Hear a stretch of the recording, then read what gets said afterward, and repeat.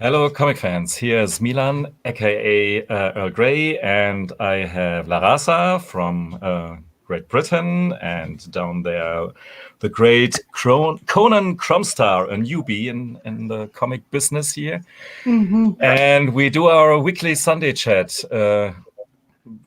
actually bi-weekly sometimes, but now we're here, and hope you're fine. And Tylox the Mighty is here. Hey. Hello. Hello. Yeah. Do you want to talk about a TV series or something like that? That we. Oh. I'm absolutely don't have a clue if there's something on of interest, but yeah, nothing yet. What If hasn't started yet. I don't know when it starts. It starts right away though. I watched Suicide Squad.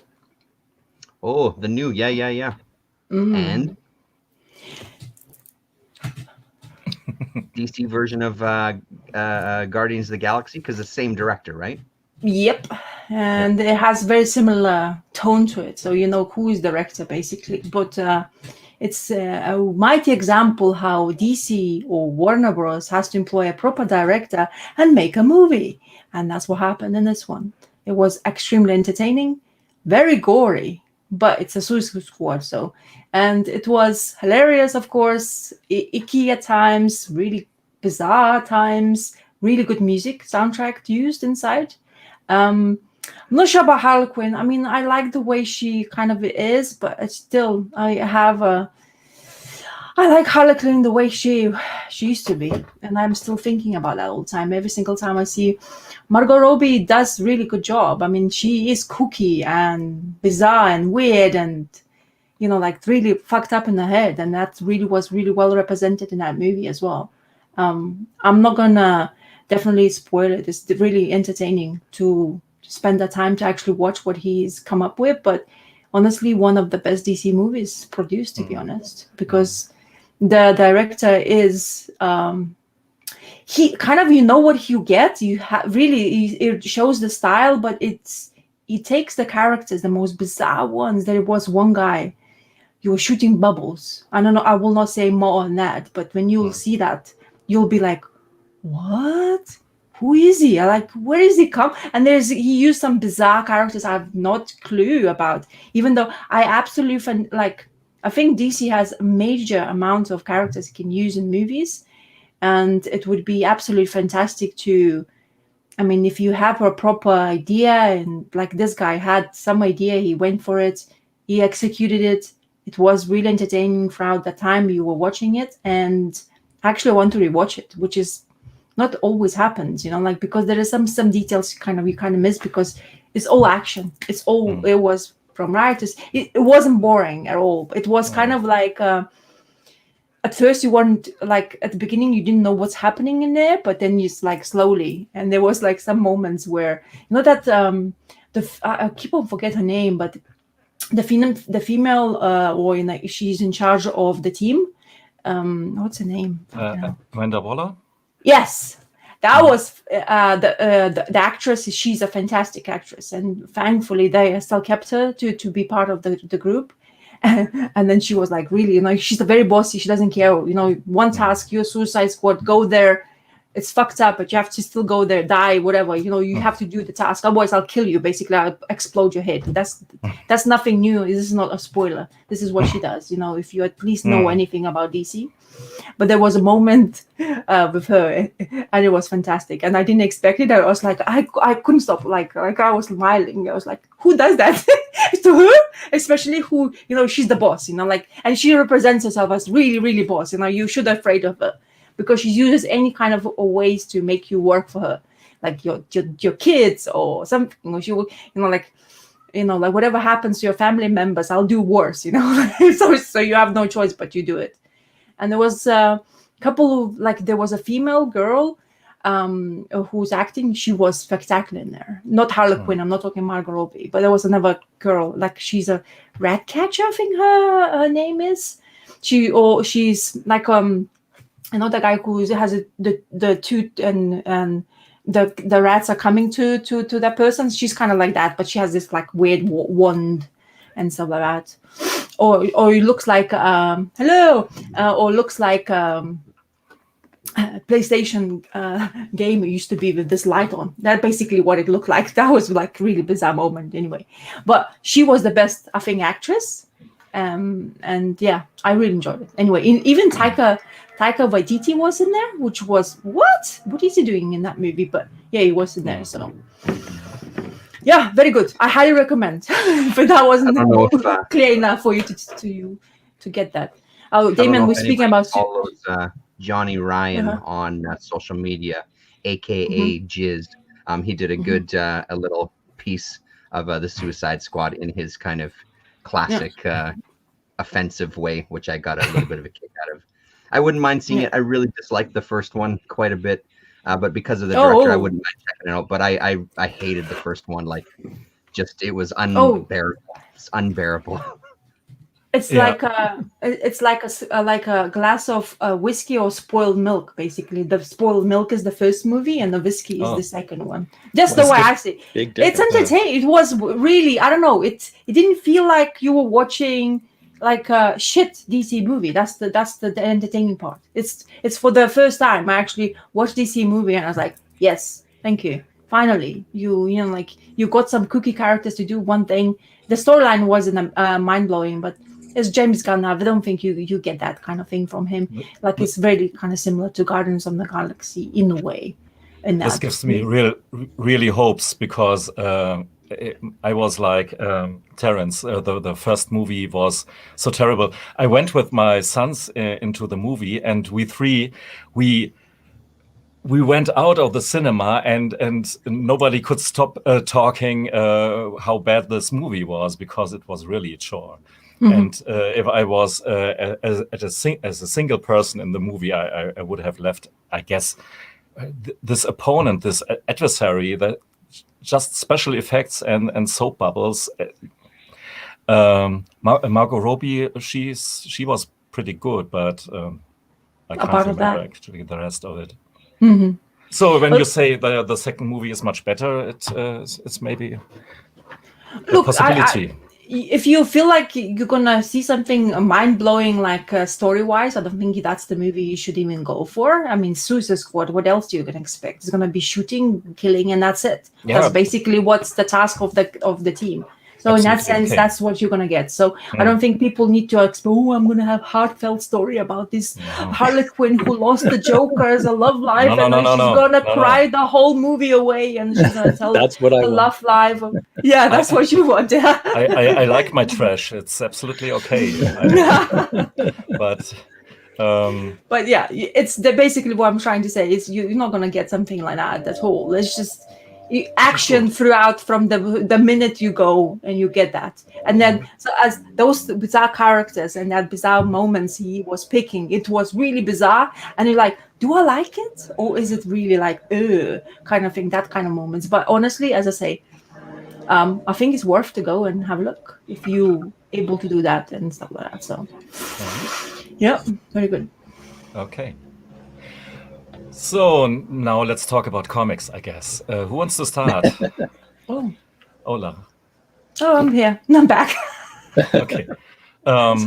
Maybe Terrence, do you want to start?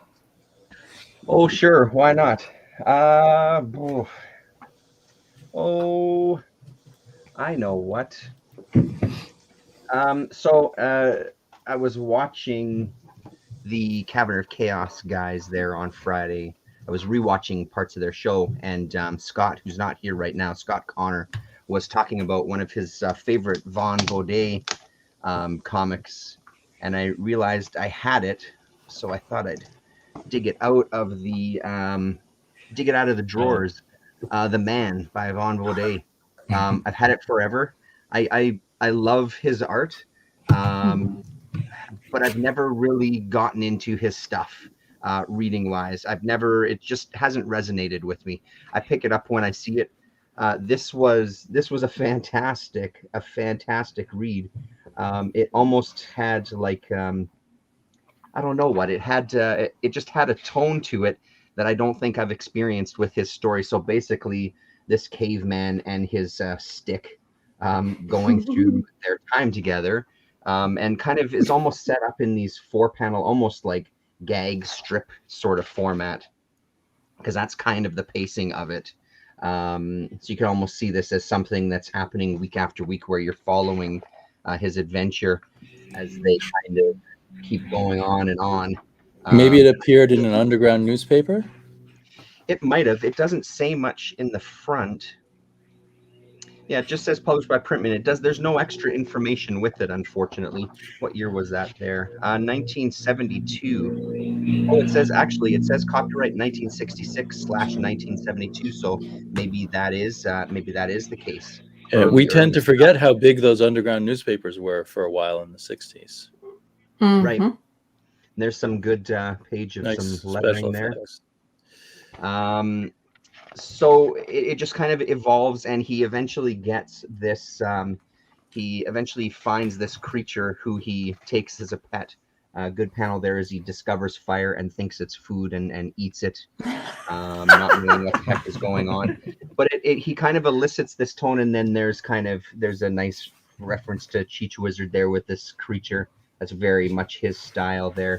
It almost had a tone of Primal, the show Primal, because all of a sudden it takes this turn when he gets this kind of pet and how he interacts with it. And it ends incredibly sad, actually. This creature, spoiler alert for a comic from 1972, someone else comes and catches the creature and ends up eating it. Lovely. Which the last 2 pages are just this caveman sitting on top of a rock and just, mourning the loss of his friend. It was a surprisingly good read, very, very quick read, and a really nice style. Very nice, kind of simple style. Not that Baudet ever had a very complex look to his art anyway, but this was surprisingly good. So thanks to Scott Connor. If he watches this on the replay, thanks to him for turning me on to that or reminding me of that book. That's it. Short and sweet. Nice one. Yeah. Who wants to continue? Damien, are you ready? I'll go next. Sure. Is my audio clear enough? Perfect. Very good. Perfect. Oh, okay, good. It's hard to tell when the new setup. So I just finally read Graffiti's Wall. Have you guys heard of this book? It's by Ram V. And another Indian named Anand R.K. And I guess it came out a few years ago from Dark Horse, but it totally slipped by me. And then I've heard Chaos and Comics make references to it. So I guess this might have helped put Ram V on the road to his big popularity now. And it's I don't know if it came out in individual issues. It's like a 4-chapter graphic novel, so it could have come out in individual issues. And it's one of these cases where, we've talked about how the writer gets all the credit. It's like, how come just Ram V is a star now and not the artist in here named, what did I say, Anand R.K.? But it's amazing art, amazing coloring. Actually, there's a whole group of colorists on it. Jason Wordy, who is a fabulous colorist I've seen before, Irma Kanavilla, and Anand Radhashashan. I don't know. But so the only flaw of it was that I didn't understand when I started it, that it all took place in Mumbai. And it's kind of both a novel about the characters and the city and the life of people kind of on the fringe of the city, working as waiters or a drug dealer or a graffiti artist. And so all the characters are friends, but they each have their own story. And they often hang around this wall in the middle of an urban area that's been knocked down, only they found one wall still standing. And Graffiti, that's his street name, I guess, did some incredible graffiti on it. And they all kind of hang around the wall. And the art and color is just incredible. And it's, it's more than half the book. The writing by Ram V is very good. When I started reading it, like when I got about halfway through, I said, oh, is this just a kind of familiar story about the hard, bad lives of people in the city? The drug dealer who things go wrong for when he, that kind of hard luck story, which is kind of familiar from a lot of movies and maybe books. But it actually comes together by the end, and it feels like more than just that. And so I sort of halfway through, I sort of half liked it, but by the end, I really loved it. And all along, I really loved the artwork, the artwork and the colors, I'm saying. The downside of looking on the iPad is I can't just flip to the best pages, can I? So I just flip around. But, I don't know. I'd be curious about more of the genesis of this.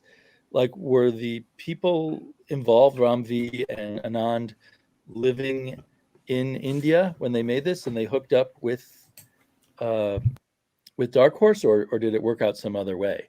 Because it is kind of unusual to see a book, but purely by Indians about life in India. So if there's any flaw of it, it's just like I needed a few more clues as a Westerner. As a U.S. Westerner anyway, to realize it was taking place in Mumbai. I just thought it was some place in India. And there's a Can you few turn other... the screen a bit? Sorry? Can you turn... Yeah, okay. See, if I go dead on, I think it's less visible, so I try to... Oh, okay, yeah. So it's better. So there's the wall that he eventually paints. So... and there's other aspects, like I think people might be from different social classes. One of the characters moved to Mumbai from somewhere else. That confused me. At first, I thought he had moved from India to the United States, because his chapter was called something like American Suey or something like that. But anyway, I very much recommend this. I might look for it physically. I don't know. Maybe the colors and art won't look as good on the printed page. That's always a question in my mind when something looks fantastic digitally. Yeah, not much else to say about that. I'm going to try to research and find out if Anand has done any more comics in the American or English language arena. So none of you guys had already read it. I thought maybe Earl would have read it. No. Because but Earl it looks is always ahead nice. of me on something more literary. No, absolutely not. And one of the characters, he goes around town. He loves to write letters, like handwritten letters. And he goes around town just leaving handwritten letters here and there, hoping someone will pick them up. So he's the one who wants to be the writer, and the graffiti artist obviously wants to be the artist. The one you feel sorriest for is the drug dealer, even though at the beginning he's like the one who seems most in control of his life. Yeah. I don't know. Anyway, great book. I recommend it. I wonder if it's still in print physically. I would assume it is, because of Ram V getting so much attention now. Yeah, looks great. The colors look really, really nice. I can't tell if that's just the digital. Sometimes that digital has a habit of making them pop a little more, but it looks beautiful. Right. Yeah. Sometimes you don't know how it's going to print out and what it will look like at that point. It looks entertaining, for sure. Yeah, this Ram V guy is obviously someone to look for. Right. Well, I know both Terrence and I are enjoying his Layla Starr book, which also does absolutely loving it. Yeah, and loving Swamp Thing too. Yeah, Swamp Thing. I haven't read his Swamp Thing, but I did like his Justice League Dark that he did a while ago. So. And he's about to start writing at Marvel, which makes me nervous. I feel like Marvel is a sinkhole for some writers. But we'll see. I had no idea. Maybe he'll do a good job. He's gonna write. He's gonna write Venom, I think, at Marvel. Oh, okay. Okay. That's gonna be something to. Yeah. Because the previous writer is all over the place, like he's the big cheese now. Anyway. Right. Danny Cates is moving on, and Ron V and Ewing. I forget his first name. The guy who does the Hulk is also. They're going to be writing Venom together. Mhm. or maybe every other issue. I'm not sure. I haven't followed Marvel closely enough to know. Yeah. I'm hoping Ram V will continue not to just do Layla Starr, but other indie books. Mhm. I see. They like Swamp Thing as well. Yeah, Just kind of everybody on who that reads Swamp sort of Thing a says good things similar, about it. sort of a similar note, but maybe like a step to the right a little bit. Guys who have worked for Marvel and DC. I was watching, you know, that guy that did Wonder Woman, Dead Earth, and the guy that did why can't I remember his name right now? Daniel Warren Ron Johnson. Johnson. Daniel Warren Johnson. Thank you. I was watching his stream on Friday, and he said he's working on his next thing, and it's going to be a creator-owned indie book. good. So Good. Yeah. doing DC, doing Marvel, getting that name, you know what I mean, to then kind of launch into something independent. I'm very, very excited. He didn't give any more hints other than that. He just said that one sentence and then moved on to something else. But Yeah. I'm looking forward to seeing what he gets, what we get next. That's a good move. And I've wondered if Ram V is a pen name also, Jack. Uh-huh. I haven't heard if he has or if it's just if V is just an initial for his last name. Maybe just guy doesn't want it to be trashed about, you know. I'm just gonna say pseudonym. Like, you know, so when something bad happens, the guy can just like, oh, it's not me. You know, it's easier this way with pen names, you know. When I first saw the name Ram V, I thought he must be some self-help guru who decided to write comics too. Spiritual comics. Yeah. I'm very suspicious of those kind of names. Yeah. Rasa, do you want? Oh yeah. I'll a quick read as well. This came out really long time, longer ago, and I was dissing it, but I went to visit my comic book guy, which it doesn't happen very often. So yeah, it was quite experienced to go in there because I was basically shushed away as quick as possible because of the things and COVID and all that stuff. But yeah, I managed to get my books, which is the more important part.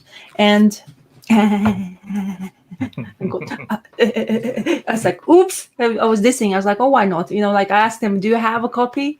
Because of course eBay has some ridiculous prices for this, and it's like, Really? Maybe I can sell mine. Well, it's like you can't. The thing is, it's not. I'm not sure. Like ridiculous. I mean by if it's like a comic book which is recently released and costs you less than let's say a $5. Now it's a bit more than £15. I think it's quite ridiculous, to be honest. Yeah, but, absolutely. Especially with how many copies were printed. Yeah, and all sorts of covers, especially that kind of thing. You know, like people now getting into the variant cover business and stuff like that. Anyway.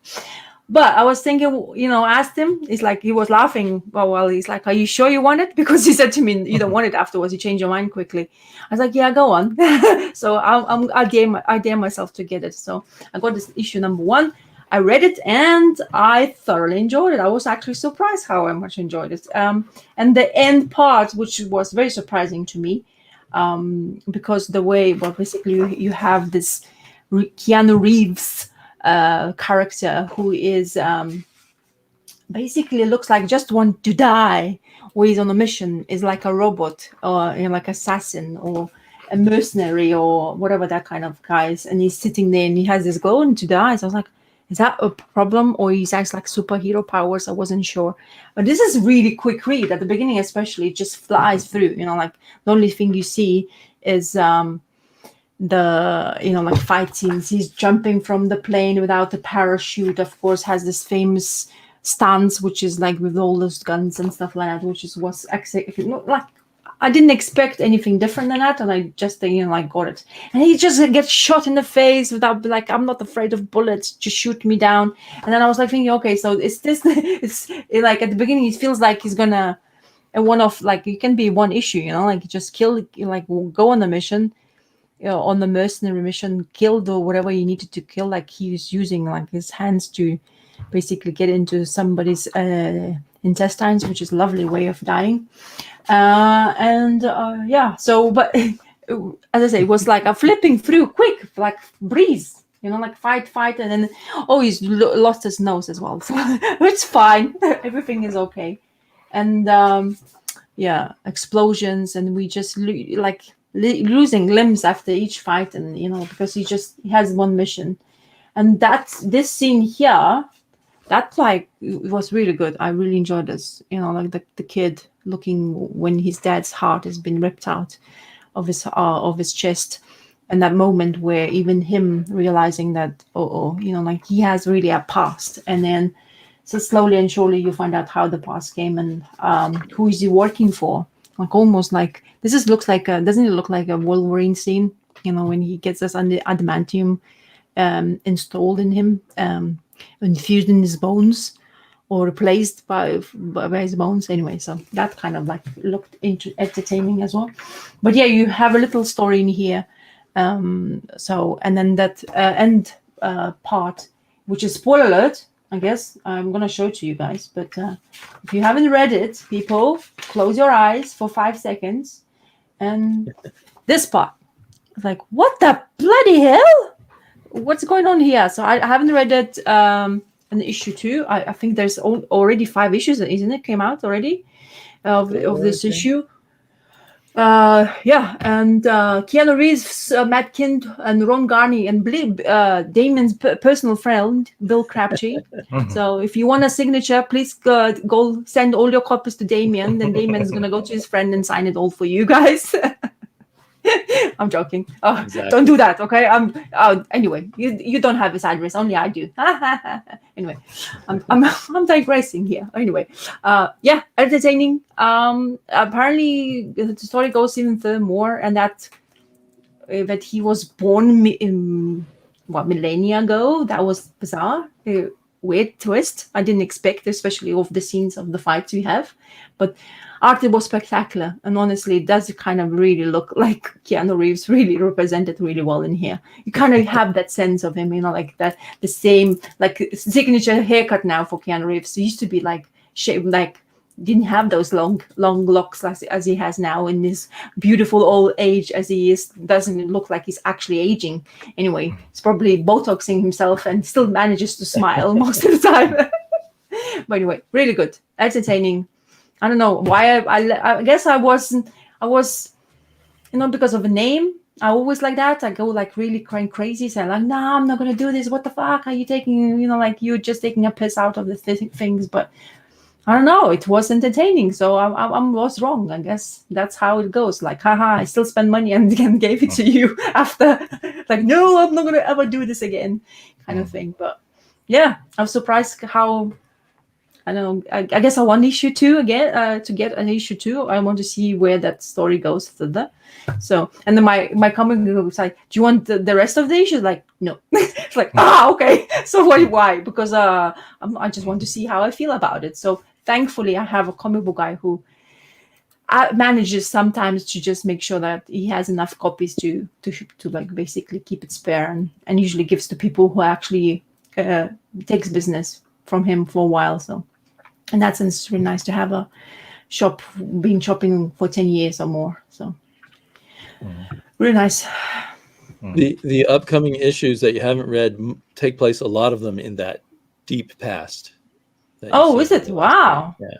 So we can see him as a... I really enjoy that part. I enjoy the deep past, mythological part. Yeah, because there's really intriguing his eyes, because the way he and the baby, like having that scene where he's just been born and he kind of like, oh, I remember I was born kind of thing. But then baby is rough, eh? Giving this, like, you imagine that happens to me. I don't know what I would do. That's painful, people. It's almost like chopping your balls off. Almost. I don't know what it feels like it, but you know, I'm just saying. Yeah, good, entertaining. Well, we all owe our mothers a lot after learning that. Yep.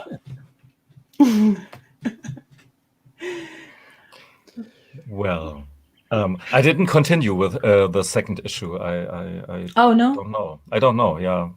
Were you entertained in the first issue? Yeah, but somehow I was a bit annoyed by the price of the comic book. And the first issue was higher priced with more pages, I guess. Yeah, but it was story-wise not very much, to be honest.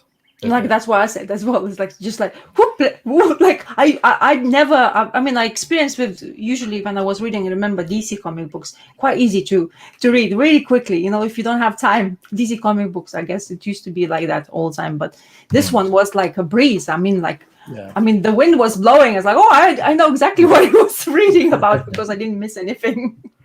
So, Yeah, every issue is like that, extremely decompressed. okay. And rough, a bit the equivalent of a rugby game, I guess. So yeah, I almost. don't want. So something for you, I guess. Yes. Maybe that's why. I think what's kept me entertained is with the backstory. It's like a Conan story or something.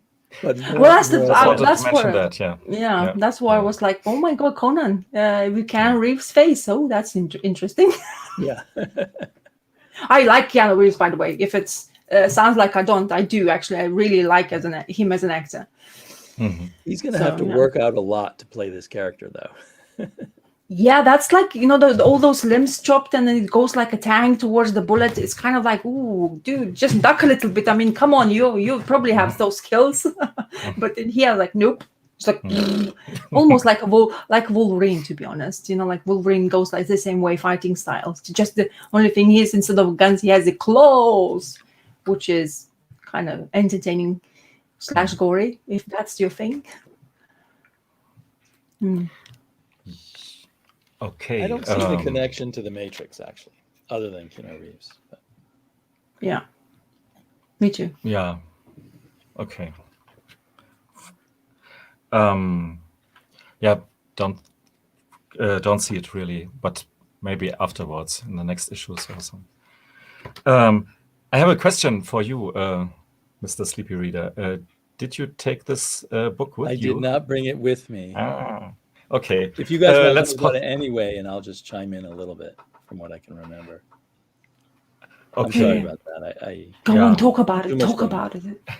Yeah, maybe we bring it behind us. Okay, Terence? Yeah. Then. Yeah. I don't mind. I don't mind waiting. Yeah. No, totally fine. Whatever you want to do. One more week. Sorry. 1 more week. Okay, 1 more week. Then I'll go for something else. I couldn't help myself and get this thing here. Wait. Ooh, sketchbook. A sketchbook. Yep.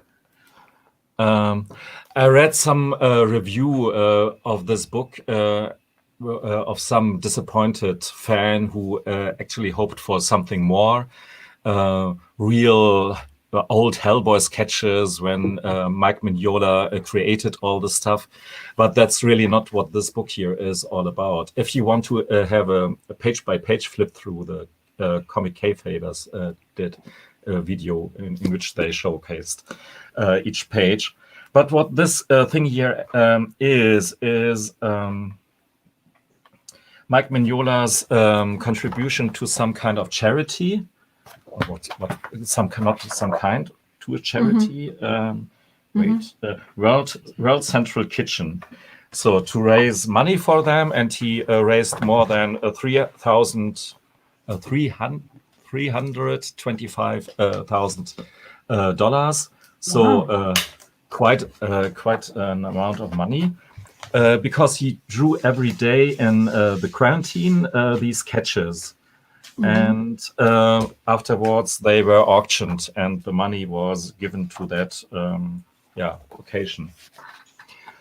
So, and he really plays around with not only with his own creations and H.P. Lovecraft stuff like this one here, but with a lot of other here H.P. Lovecraft. Beautiful Cthulhu with this, and it is a lot of whimsical stuff included with this top hat and so on. And here somewhere you will recognize them. Yeah. A chicken. I should have put some markers in here. Don't know here. I wanted to look for the Flintstones because he did a take on the Flintstones, which is pretty. Those were so good. I watched that kayfabe video. I love those ones. These bird people here are pretty amazing too. And what I really like with these drawings, they really have lots of personality. All these some of them, not all of them, but here you have Wilma, in a very, very off in a way, but very interesting, I have to say. So. This Flintstone character looks like Roger from the BPRD. Yeah, of course. It has as much Mignola as it is Flintstones. That's lovely. Yeah. Oh, I like it. The beauty of his work is that it's simplicity, but it's just when he does it with pencil, and no wonder he gets really angry when people says like, "Oh, why don't you ink it?" And it's like, don't ink my stuff if you don't know what you're doing. Because it's just beautifully done, it's really details. I like that. And I have one artist edition by him, but it's all inked and in a way a bit killed off the art. I mean, the black and whites are an inherent part of Mignola's art. Yeah, so I don't regret to buy this book, absolutely. It is, if you look at it, it could have been smaller and cheaper without hurting the art. I don't know. I actually don't see the necessity to have these black borders. And you blow this book eventually up to a size that it has to become more expensive, and I think those borders present like picture frames in the gallery. That's what it stands out. Art. Important exactly. Art. But this off the cuff style here, and this doodling around and having fun with some pulp characters way of Mignola is actually a contradiction to this. Here's big art. Please adore me. And one thing that Tom Scioli said in the Kayfabers podcast video, I would agree on the choice of paper is not the best. If you see here, they should have used muddy paper, not this shiny paper. So, but this is just a bit nitpicking. This book is really beautiful. And totally worth it. More than 300, not 300, 220. Yeah. 227 pages of Mignola art. It's totally worth it. I think another artist who uses pencils really well in the comic book industry is Esad Ribic. It's actually his art is enhanced when he's using pencils rather than inks. His like art style, because before he was doing the Thoran with Jason Aaron, his art, he was doing something else for Marvel, and somebody inked on it, and it looks awful. And then you look at his Jason Aaron's Thoran, and it's absolute splendor. So it's like there's a hit and miss with that kind of art style sometimes, because Esad Ribic likes his fluid lines, I think, and the coloring has to be specific as well when he does something. So those are the ones who can be really Esad Ribic. Yeah. Really. So as we looked at that, I was thinking, I wonder what it would be like to have a Mignola just pure pencils for the art in the comic. And you're right, Ribic is a good comparison point. Yeah. So it's interesting how that art style, sometimes it just helps to be just simplistic as it is, and if just use it like that way without inking.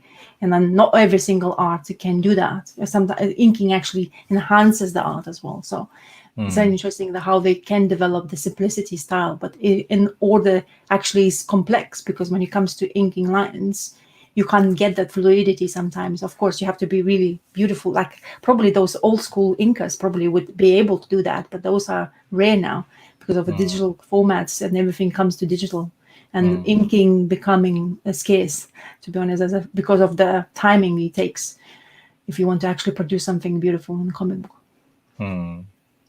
Did you see what Howlermouse is saying in the chat there about people buying sketches, then hiring someone to ink it?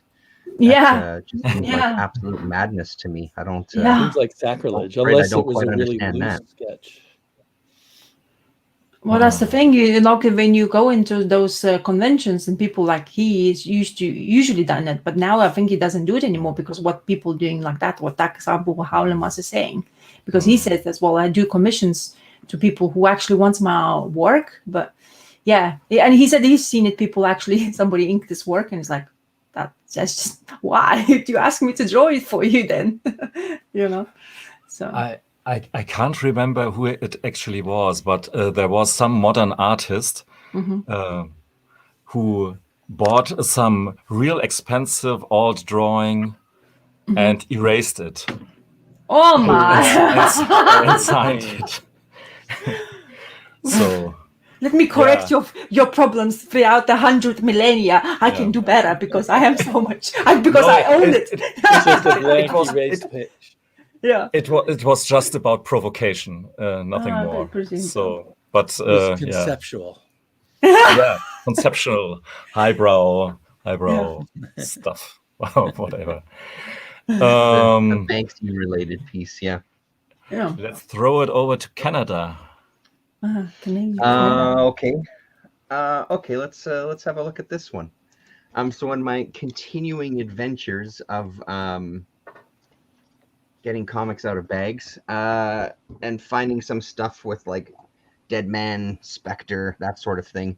Nice. I found this little nugget, Challengers of the Unknown, number 74. Sorry, Dead Man and Challengers of the Unknown. Man, the first half of this book was really entertaining. So kind of Dead Man opens up the story, and this one is almost like the horror host going to tell you a story. And there's a character in here, some of the best dialogue. This guy right here, see if it'll focus. Name's Double, Johnny Double. I'm a Seamus, gumshoe, peeper, a private detective. The museum board hired me to tail you. And then later on, what does he have? He's got a couple of other nuggets later on. Sure, that's no sweat. You sure you want to get mixed in this? I mean, ghosts, that's a pretty heavy trip. A cat could get killed and permanently mixing with spooks. Just unbelievable, like absolutely spot on in my head. That's exactly how we talked. So the first half was great. I have some of the Challengers of the Unknown. I haven't read a boatload of their stuff. I liked the way that this started off, just with this team and getting into kind of this mystery adventure. This guy has been duped by his daughter has appeared like she's passed away, and her spirit is being held prisoner by this ghost who apparently was hung by a descendant of his. Thank you. I thought you'd like that one there, Tim.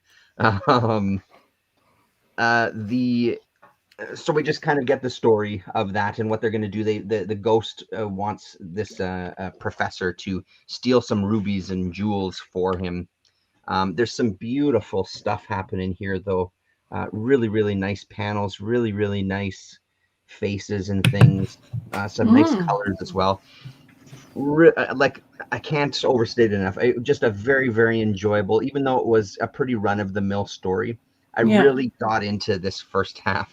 And then we get to a point where it appears like the ghost has taken off with the spirit of his daughter and is now gone, leaving our Challengers of the Unknown kind of paused. And then we go into, let's go back in time and see how Dead Man gets involved in this story. And this was, as much as I love Dead Man, this was the part where it sort of fell to pieces a tiny bit, because you start to see that Dead Man had more of a hand in everything, and it just kind of neatly wraps it up. It felt like it would have been, it felt like it would have been a nice story if he wasn't involved, to have this be a couple of issues, because it wraps up the story very, very quickly, very neatly. One of the interesting things was seeing Dead Man inhabit not a person, but this spirit, kind of like this, like a Doctor Strange. He's meditating and is letting his spirit free. Let me see if I can find that page. Yeah, right here. So he goes to inhabit the ghost itself.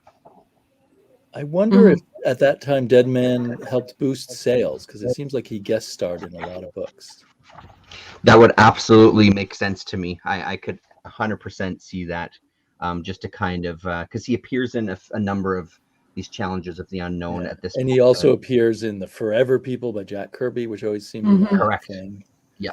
Yeah. Exactly right.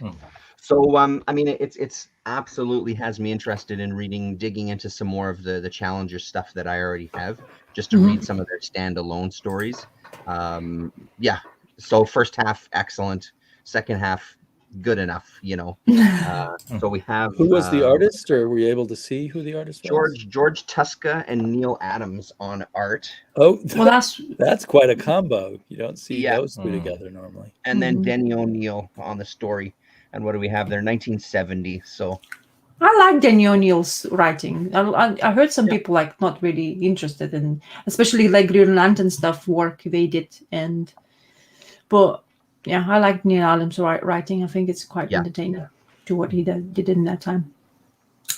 Yeah, and I mean, when you see that Dead Man, that's clearly the Neil Adams Dead Man. But the other thing with these older ones, I love that kind of coloring on there. The guy in blue with just the rim lights. I love blue and yellow. Do you think they just brought Neil Adams to draw Dead Man in, and then probably? I think that's maybe how it broke down. Okay. The second half with the Dead Man would have been Neil Adams, I'm guessing, doing Dead Man, and then the first half, mixed in with Tuska. That's just my guess, though. I didn't read that anywhere. Yeah. Maybe that's the selling point, Neil Adams. Like if you want to sell your Challengers of Unknown, invite Neil Adams with a Dead Man, and there you go. Your selling point is there for you. Yeah, and because in that time, absolutely. in that era, I think that's when he was very popular, isn't it? In DC comic books, that's when his heyday was. Right. And even though Adams didn't create Dead Man, he somehow became deeply associated with him. 100%. Yeah, because it was a very distinct version. AFPC is talking about the Loeb and Sale Challengers mini, and I've heard that that's a fantastic mini series. I've never read it, though. I still have my eye open for it. Yes. That's a nice one. Yeah. Very good. Yeah. I haven't read it either. Okay. On to me? Yo. Well, in honor of Conan Cromstar, I read Barbaric. Nice. Okay. And I loved it, even more than issue 1. I think the art seemed even better to me, and we got a lot of backstory on this witch character who our hero has teamed up with. Owen, I guess, is our hero with the talking axe. And I keep loving the talking axe. I think Owen is my least favorite character. I love the female character, and I love the talking axe. So I hope the female character is a permanent part of the team, so to speak, and not just for the first arc or something. So it was a story where they're kind of fighting ghosts and an evil group of monks who are using ghosts, bringing ghosts up. It didn't really matter too much what the story was. I think it was really just as long as you have a good enough story with some fun things for the axe to say and some cool stuff for the woman. I should remember the woman's name. The witch to do, and just let these artists, the colorist and the writer, colorist and the line artist, just go crazy. Because obviously I come from the loving Conan kind of camp, and this also gives me a bit of a vibe still of Esteban Morato and that sort of Spanish style from back in the day. So anyway, I this was probably my favorite comic of whatever week it came out. I know I'm now behind because of my vacation, but very, very cool. So if you like sword and sorcery, this is definitely the best attempt at sword and sorcery in many a year. So that's pretty much all I have to say about Barbaric. I do actually continue to be a little irritated by all the modern idioms because they seem dull and drab compared to what you would normally see in a fantasy book. And I know normally people laugh at the kind of, things people say, expressions people make up in fantasy books. But I actually found myself missing those, when the character just says, "Oh shit, darn it," that kind of thing. It just doesn't feel like 1,000 years ago or 2,000 years ago. But that's my only small complaint. Otherwise, I really love this comic. I actually even ordered issue 2, even though I have not read issue 1, because I'm still waiting for Mr. Good move. Yeah, so but it's like, I'm gonna order it anyway. So because it's apparently my comic book says like they going off the shelf like quickly. He said I keep on ordering more, and he's like still selling it. So it's like I'm keep on ordering, I never want more. And he's like there's a fine line until like how many can I order, because otherwise it would be quite a backlog if not selling anymore. Like the popularity dwindles and stuff like that. So I should say the artist's name, Nathan Gooden, because I need to keep track of that name, and when he does other comics, find them. Very impressive. Interesting. Issue 3 break. That's 3 issues and then a break. Yes. Oh, you got the more barbaric cover. Yeah, just the 3 issues is what I heard for this first one.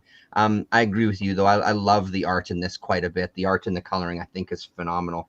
I like the story in the first one more. This one was still good. There was nothing wrong with it. There was a little bit of a tone in the first one that I got a kick out of. But I totally hear you on because where was that panel as you were talking? Him saying, "What is this fucking thing?" I totally hear you. It does feel out of place. It really stands out as, hey, it's our opportunity. We're doing an adult comic, so let's drop a couple of F-bombs in it or whatever. But the axe is incredibly entertaining for sure. So I'm really curious to see where it goes with issue 3. I'm still absolutely going to be grabbing it because it's a hell of a book, man. It seems unique to me anyway. I would say the axe is like having a drunken friend who wants to party even more than you do. Rather than wife as being asked. Yeah. And just eggs That's you cool. on. Yeah, absolutely.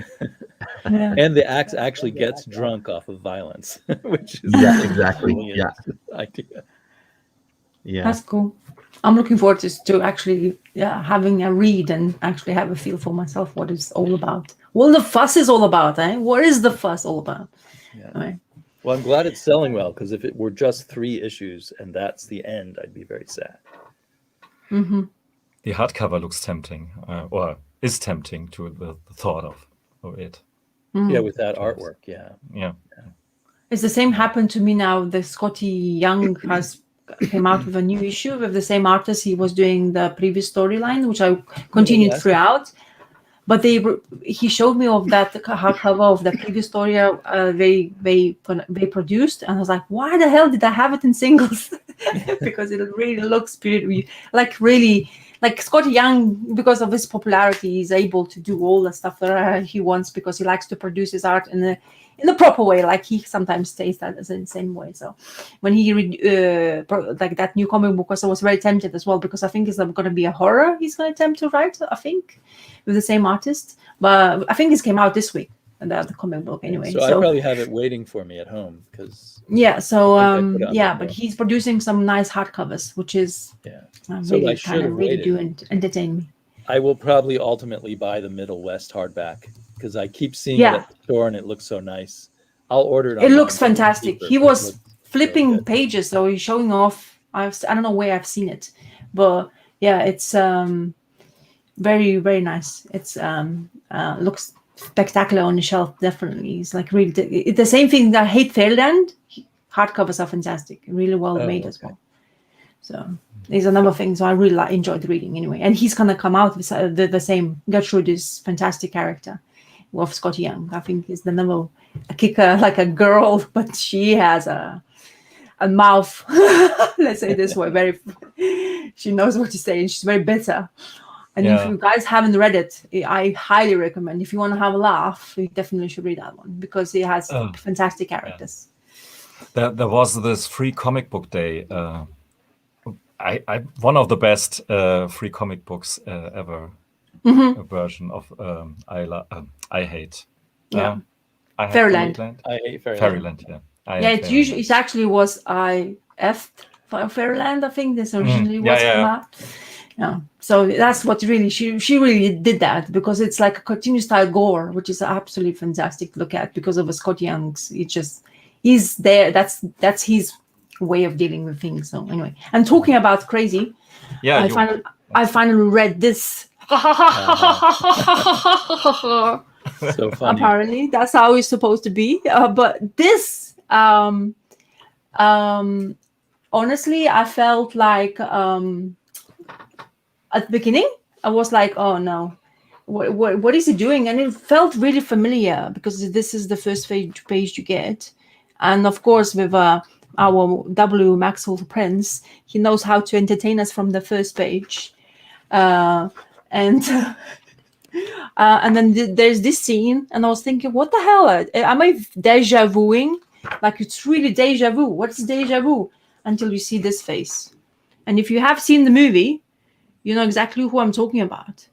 It's Joker. So that's Joaquin Phoenix. Is that what's his name is? Joaquin? That's how you say his name, yeah. Joaquin. Yeah, so that's him basically in here. And that's basically the scenes, almost the same scenes of the movie, to be honest, when he was working for the agency for the clowns. That's like the same the movie now, I feel. The panels, the same like the working conditions. Yeah, even the characters look similar. But this storyline of this character, I mean, do you want to end up feeling really hating the life? This is the book to read, to be honest, because this is really doing it proper. How to be miserable, how crazy what he sees and how he feels, like being clown. Of course, it's ongoing story of the haha. It's basically all Prince was doing for us is that showing a horrible, miserable life can clown have, trying to entertain us. And so yeah, and then this one is getting worse for wear, to be honest. This guy, I mean, the beginning other stories were really heartfelt and stuff like that, but this one takes another level. And I really enjoyed it. And of course, is this the main guy who's done Ice Cream Man, the artist? Because it looks very familiar. Yes, that's the main artist and colorist from Ice Cream Man. Okay, so if you like that issue, you should read more Ice Cream Man. Well, that's the problem. Where's the bloody hardcovers? Nowhere in sight. No, nowhere in sight. Anyway, so all these our characters in here, we actually seen them in the previous 6 issues. So there's the lady from issue 5 here. That's the girl in issue 3, I think, if I remember. This guy from issue 4. I don't know. I'm making shit up, but yes, a bunch of characters from Ice Cream Man scattered throughout the story. Yeah, exactly. So it basically rounds the story quite nicely. So if you read all the 6 issues, it's actually quite a good continuation point, I presume. For me, it was definitely. But all the story were told. He lost his wife. Then this number bus, which exactly the bus he's going about to enter, killed his dog, which is funny, ironic and sad in the same time. Really good details, and I really thoroughly enjoy Maxwell Prince writing. It's really dark. I think you have to be in really good space, not in bad space, to read this comic book, to be honest, because I think he can get you to that really horrible dark places if you. I mean, as well, quite persuasive towards train of thought. But that parakeet stuff in this, it's what made the story so entertaining to me. And yeah, really liked it. I don't know how you guys felt about this one, but I think this all issue 6 series are spot on to me. It's honestly, I really do hate not to be picking up Ice Cream Man, because so far this is really making me regret not to, because I really enjoy Maxwell Prince writing and ideas he has, which is very good. Absolutely fantastic. And yeah, as I say, I don't know, you guys read I think, Damien, you read issue 6, didn't you? Yeah, a couple of weeks ago. Yeah, and what did you think? I really liked it, but it made me want more Ice Cream Man. It was like an Ice Cream Man issue. No wonder he overall, was like, haha, it's an interesting side road from Ice Cream Man in a way, but I feel like Ice Cream Man's still the main show. Oh, I see. Of course, all of them stand alone. So that's kind of, just my metaphor of I enjoyed Haha, but in the end, I want more Ice Cream Man. Yeah, this is like his way of saying, look, I'm doing Ice Cream Man. You should go and read that one. So hint, hint. I would love it if he continues to do both kind of things, because I like how he's so good at writing for each artist he works for, I think. So that each story fit the different art styles, and that was really cool to see. Yeah. Yeah, though it's kind of like similar. It's similar art to the vinyl series, Yeah. I've not read vinyl. I think I read issue 1 digitally, and it passed me through. I didn't see the message whatsoever, whatever they went for that vinyl number 1. So I still felt that way after 2. Oh, well then finally I don't have to even think about it, which is perfect. It nags me sometimes when I read a comic book, especially new ones, and I was like, should I go a second issue? Maybe my train of thought is kind of like that. But if you have the same feeling, it's usually what it is. It's like, no, something is odd in there. Something is not right. It doesn't click for me in my brain. So yeah. Oh, Kitty! It's mine. It's mine. Like that. Austin Powers with the guy who attacked. Oh, I'm so evil. I'm evil.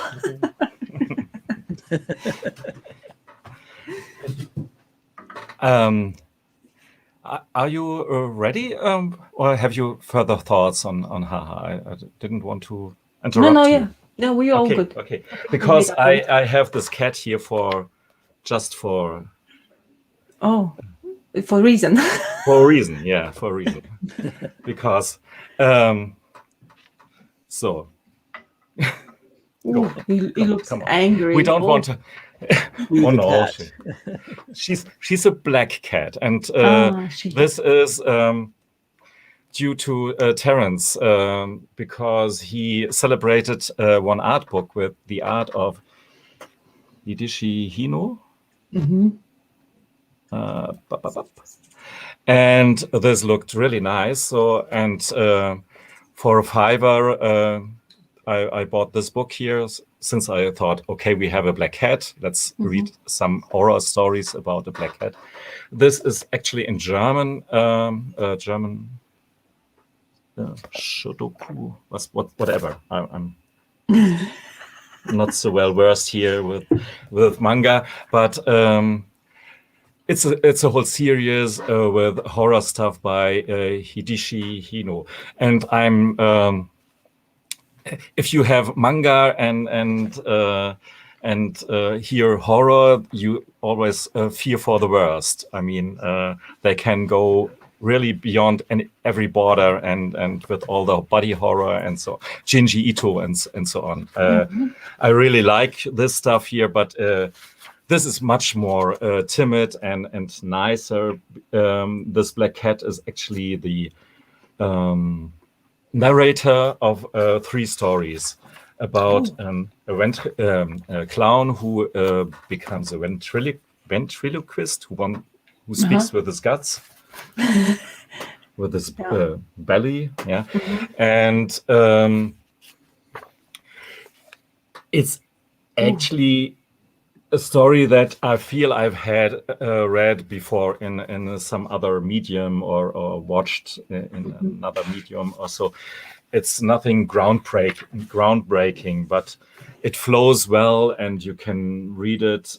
The art is almost a bit child bookish-like, very simple,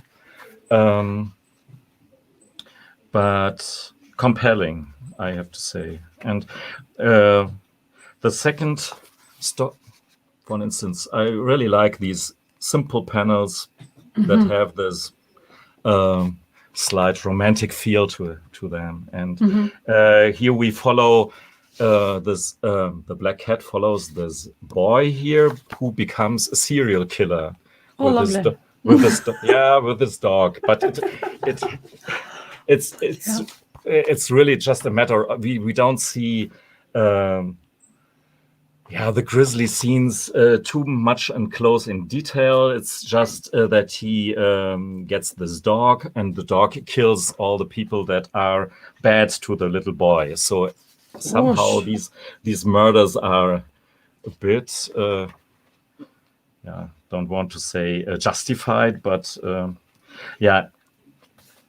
So, and the third story is about this old couple that is always they always quarreling and hitting at each other and cursing at each other, and the cat has to witness this daily horror between both of them. But as you can maybe foresee, someday the lady dies and he's really in panic because he hasn't nobody to fight with anymore. And it becomes clear in the end that he really loved her, and he's a sculptor and he sculpts his spoilers, but anyhow, he sculpts his lady in whatever wood maybe, and so that he can fight forever with her afterwards. How sad is that? So now I win all the fights. And I don't translate the stuff above to you, but you can guess it. They really go for it, went for it each other and took for each other, and nice book. I don't know if I really will hunt down more by Hino, and I think maybe the art book, when I see the art book, I will be all over it, because that really looked amazing. This is the there's a little cat imagery from the art book. There's a couple of short stories in it. So there's that's. But I mean, it's like you were saying, his very kind of almost kid art style with this horror stuff really stands out. And I'm with you. I haven't read very much of his stuff. I like the visual aesthetic of it. I don't know. We'll see how these stories read.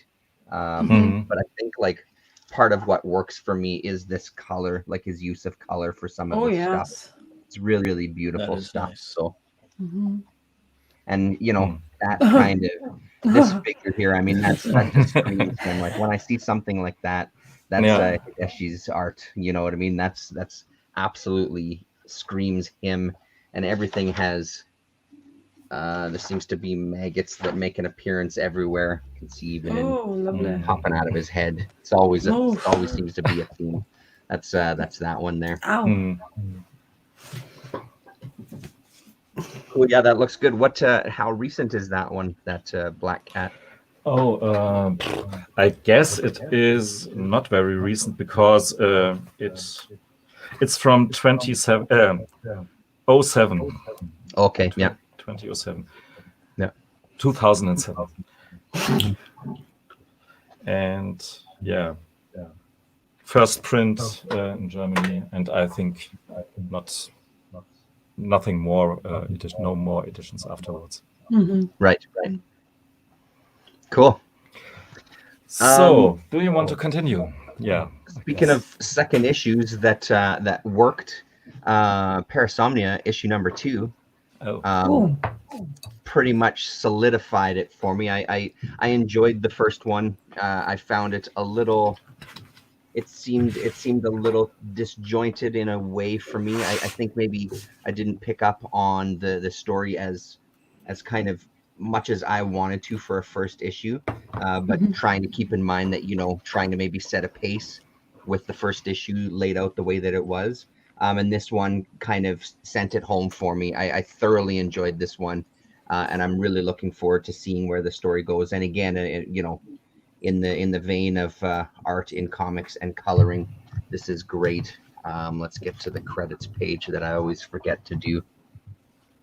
Colin Bunn, Andrea Muti, letters Simon Boland, and then variant covers, etc. But I enjoyed this. Did you read the second issue, Damien? I don't remember seeing in your video. Yes, I did read it. Yeah, and I agree with you. It's definitely solidified in this issue, and I am enjoying it quite a bit. Yeah, I think it was good that they kind of spent a little more time in each of the timelines. Specifically, they spent quite a bit of time in kind of this past or this alternate version of our character here. They spent quite a bit of time there, which I think helped. I'm laid more out. clear that it has to do with people searching for a missing child. Yeah. And that kind of brought it all together for me. Yeah. We still don't know exactly why he's in a fantasy world, also searching there, and they're searching in the real world, but it does bring it all together. Gives it a unification. Absolutely, yeah. And then introduces these kind of Pinocchio type human puppets that are their children. They're only doing what we told them. They're only standing guard. Don't hurt them. They're only children. So this idea of all these children being lost, and then they're making these. I'm assuming a lot here. I'm assuming that they're creating these puppets that are then the protectors of the city, that are their children in some way, whether that's inhabited by the spirits of their children, or they're just kind of stand-ins of their children. I guess we'll find out as we go on. And then when you get a glimpse of cover number 3 and see that, it just gives me more questions as to what the hell is going on here, which is a good thing. That's what it should do, And I gotta say, I like this treatment for the covers too. Just kind of illustrating that dual worlds really nicely with both of the covers so far, and it looks like in the third one as well. Other than that, not much else to say about it, but I do really like it, and the art really stands out to me. I'm not familiar with Andrea's name, but that's not too much of a surprise. It's a he. Oh, yes. Sorry. Yes. Andrew Moody. Okay, fair enough. Yeah. And if you remember me showing this, he's the same artist of this. Bunny Mask, right. Okay. The one that has no appeal to me whatsoever. Yes, okay, understood. Now I might Excuse me? What did you just say? How dare you? How dare you? You in that Canada, you think you know everything, eh? Well, that's good. I'll have to check it out just to see what the art is like in it. Then I'll show it to you. I'll show it to you. Just give me. Wait for my turn and shh. Okay, understood. I feel like I've seen Andrea Muti on some other Vault comics. I'm not sure what though. So I read 2 Colin Bunn comics, one after the other, and that was an interesting experience. I'll just add Parasomnia. He introduces this American Indian character, which may just be in the guy's imagination, but I found that to be a very compelling character.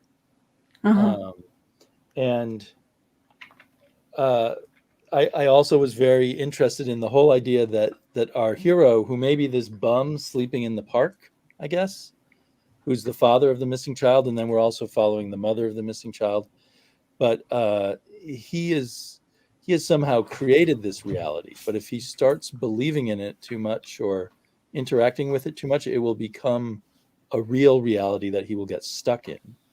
So I thought that was an interesting variation on the fantasy world kind of story that I hadn't seen before. And that he was literally there waiting for him, knew he was coming, and that whole interaction in the prison there, and then easily breaking out of the chains and everything. That was really, really well done, I thought. Yeah, like he is the god of this world, but he doesn't really know it or understand how it works. But the characters in the imaginary world are guiding him somehow. Oh, and Andrea Muti does his own colors, which I think is a huge part of why this is so good. We're starting, sometimes you see artists do their own colors and it's not that good, but we're starting to see a bunch of artists who really do great colors for themselves. Like the guy who does Layla Starr and Andrea Muti here. And I think maybe did Gilliam March do his own colors in Carmen? Yeah, correct. Carmen, I think, and those were incredible colors. And so then in Colin's other book, which is from Vault, and maybe Vault now has a horror line called Nightfall. I'm not sure why it says Nightfall on it. This one, The Last Book You'll Ever Read, had a good but not blow me out of the water kind of artist, but it had a very cool concept that this woman has written this book about how underneath humans are savage, basically, and her book seems to be causing savage behavior amongst people, And the cipher of it is her actually in this book. Does she know what she's doing? Is she just kind of some idiot who wrote this book and then it kind of triggers this insanity, or is she the tool of the insanity or something? I assume we'll find out more about that in later issues. So, but I think at least when I read a blurb about it, they acted like the main plot was that she hires a bodyguard and makes sure he does not read her book, which implies maybe she knows something about her book. But the bodyguard just kind of appears at the end of this issue, so I'm not sure whether that's really the main thrust of the story. But Colin Bunn seems to be on an upswing to me. Like for a while, a lot of his books I felt kind of about, but both of these books I really enjoy, and they each take horror and fantasy tropes and bend them in ways that I haven't quite seen before. And horror is kind of one of those genres, right? You want it to be somewhat familiar, but you also want it to feel new. And I think Colin Bunn's doing a really good job on that right now.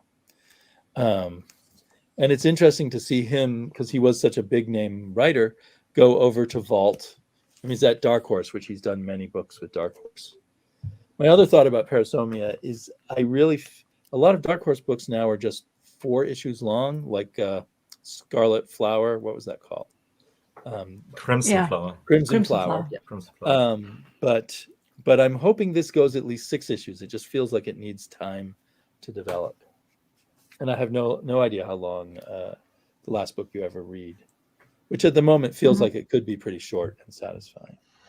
Well, it's interesting you say that about Parasomnia too, Damien, because I was thinking that the way that the first issue was, I guess like the second issue takes a pretty big step, because I hear you. I'm thinking the same thing, 6 issues. But I have a feeling if it was going to be longer, it would have been interesting to see him explore that pacing for another issue. Maybe give us a couple of nuggets, but kind of keep that back and forth. But again, then I say that, and because issue 1 didn't hit me so hard, I think if there was another one that was similar like that, I don't know if I would have made it to issue 3. But I think it's going to be one of those in hindsight, like looking back at the pacing, I think will kind of stand out.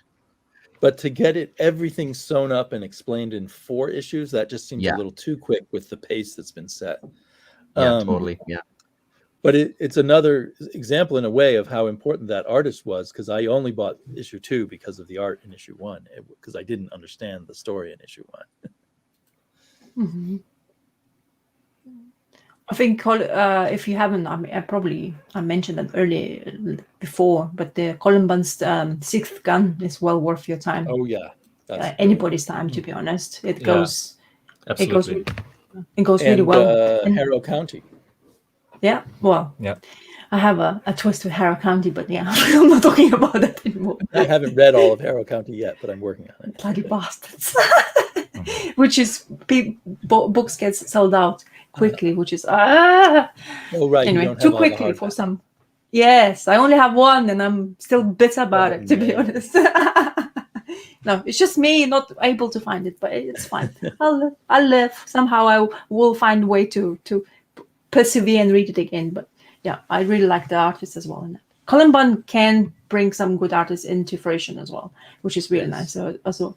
Yeah. But Six Gun, to anybody who hasn't read it, highly recommend. That Gunslinger editions, if you can hold of those, which I don't have, but if you can hold those, yeah, those are spectacular to look at and read. Yeah, they're very big and really nicely produced, of course, because it's Dark Horse, isn't it? Dark Horse. Oni. Oni, yeah. Sorry, Oni. Oni Press. Yeah, sorry about that. Anyway, The Dam was Oni as well too. That's the first time I read him through that miniseries, and I loved that one. I think that only came out in paperback, sadly. Oh, okay. Yeah. So talking about the bunny masks.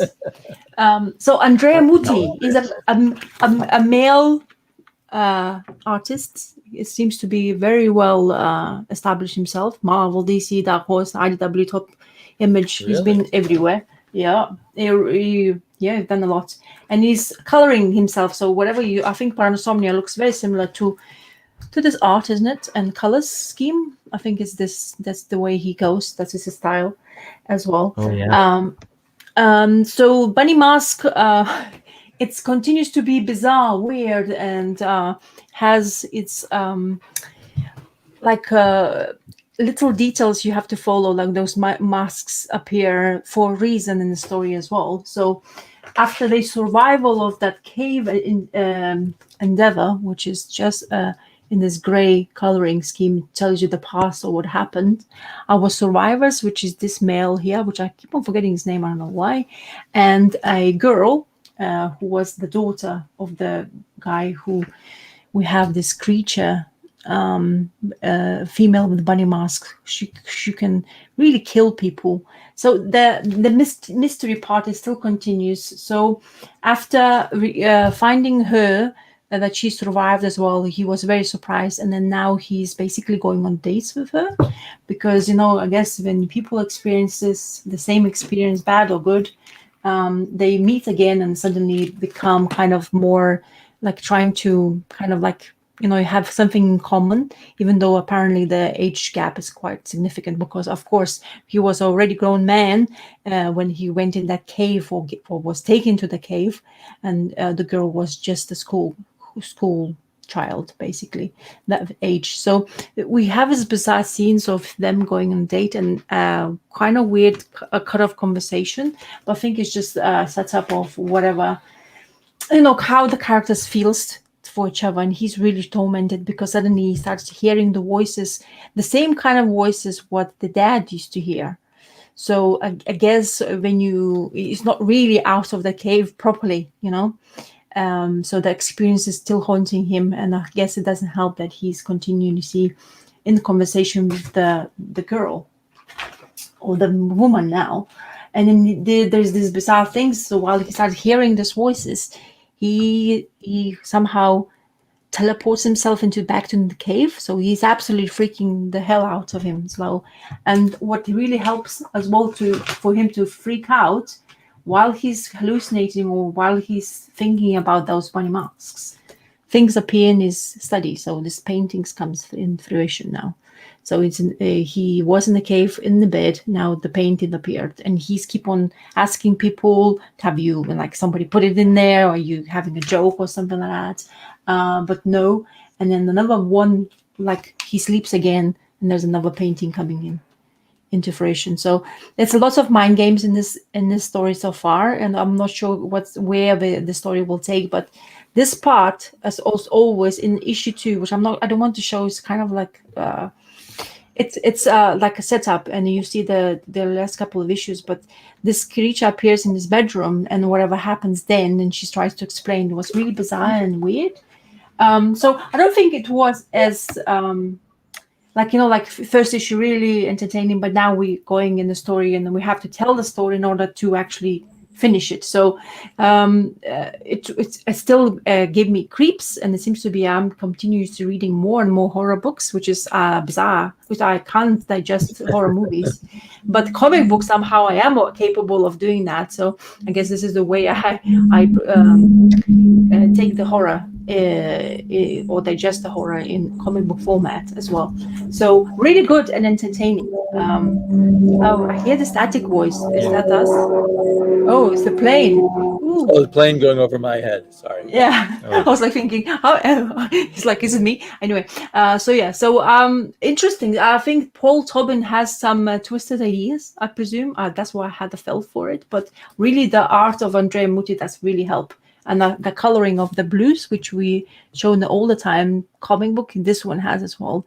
And really like the way the faces are. So, and then there's this, his flatmate.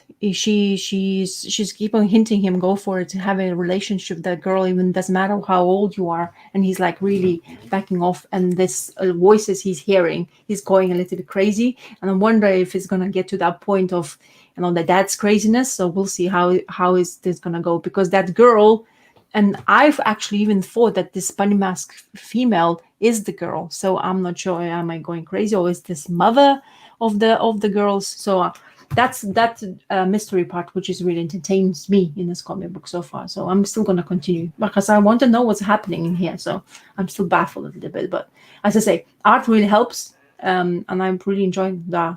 Before the first issue actually was having problems at the beginning because you're just you're getting familiarized with the artist, but now seeing the back, like the past scenes, the future scenes, and all that mask, like the cave part, I'm really enjoying it now. So yeah, and that's me with the bunny mask. So yeah, it is really nice art. It's a really nice style. Yeah. Do they say how long Bunny Mask is going to run, or do they leave that? I didn't look. I didn't look. Maybe I should, but I don't tend to look for that kind of stuff. I don't know why. But yeah, I hope. I don't know. Hopefully, it's going to be more than whatever it says next issue. I'm just thinking if it's a long ongoing, I might try to find the first 2 issues, and if it's going to wrap up soon, I might just wait for the trade. Well, while you guys talk, I can research Google. It's not important. I just thought they might have said it. No, I'm actually now curious as well because I wonder how long, because it's Aftershock. Like I'm not really familiar with. I really haven't read many of Aftershock issues anyway, so it would be interesting to see. And I know that they trades are a bit like, I don't know when they come out, like the release dates. Yeah. Is kind of. I don't think they do hardcover trades, which is shit. I know.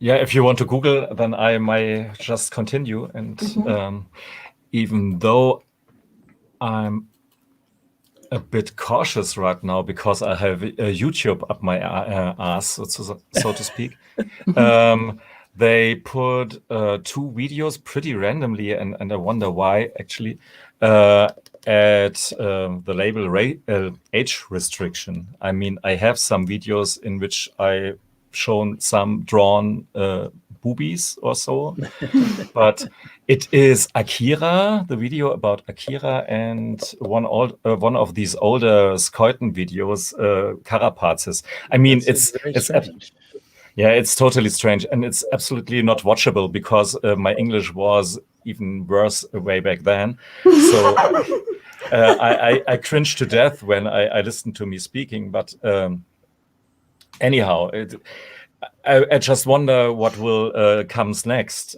because they sent me an email. Okay, we have put this under age restriction, and 1 week later it was the next one. And actually, I think my videos are pretty moderate comparing. Definitely.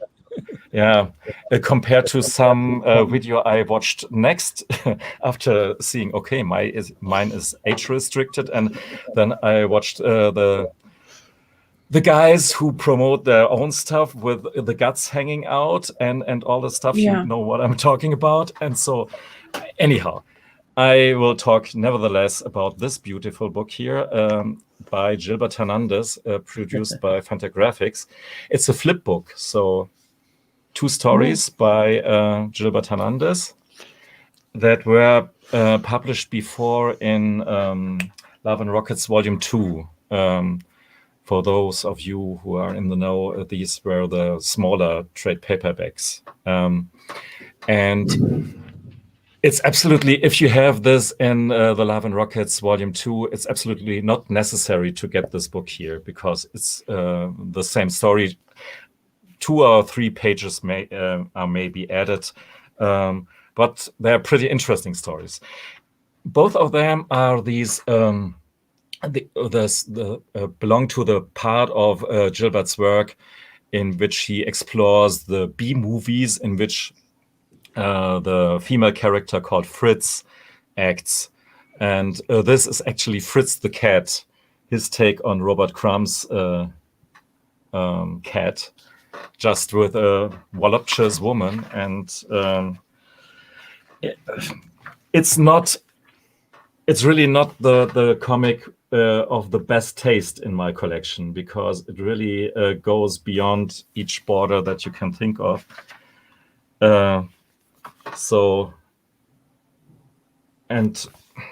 She plays this female character and falls in love with this other actor, and it's always these you don't know if if it's a movie, okay, it is a movie, but he plays around with all this silliness, and yeah. I mean, it's pretty good. A pretty good description that Gilbert goes beyond any border. I like the second story here a bit better, Hypno Twist, and it is a silent comic about. Let's see here. This woman who has all sorts of drama and trauma and goes has problems with her psyche and is maybe pregnant and is maybe afraid of the pregnancy and has hallucinations on the street, and we witness her bad relationships with bad people, bad men, and very surreal scenes like this here. You see all these people hanging at this balloon kind of smiley. And you really wonder what is happening there, and then you're in the next strange situation. I mean, it's like a jigsaw puzzle where you try to put the pieces together, but it eventually will not add up to one coherent picture or story. And that's exactly the fascinating thing with this story. Yeah.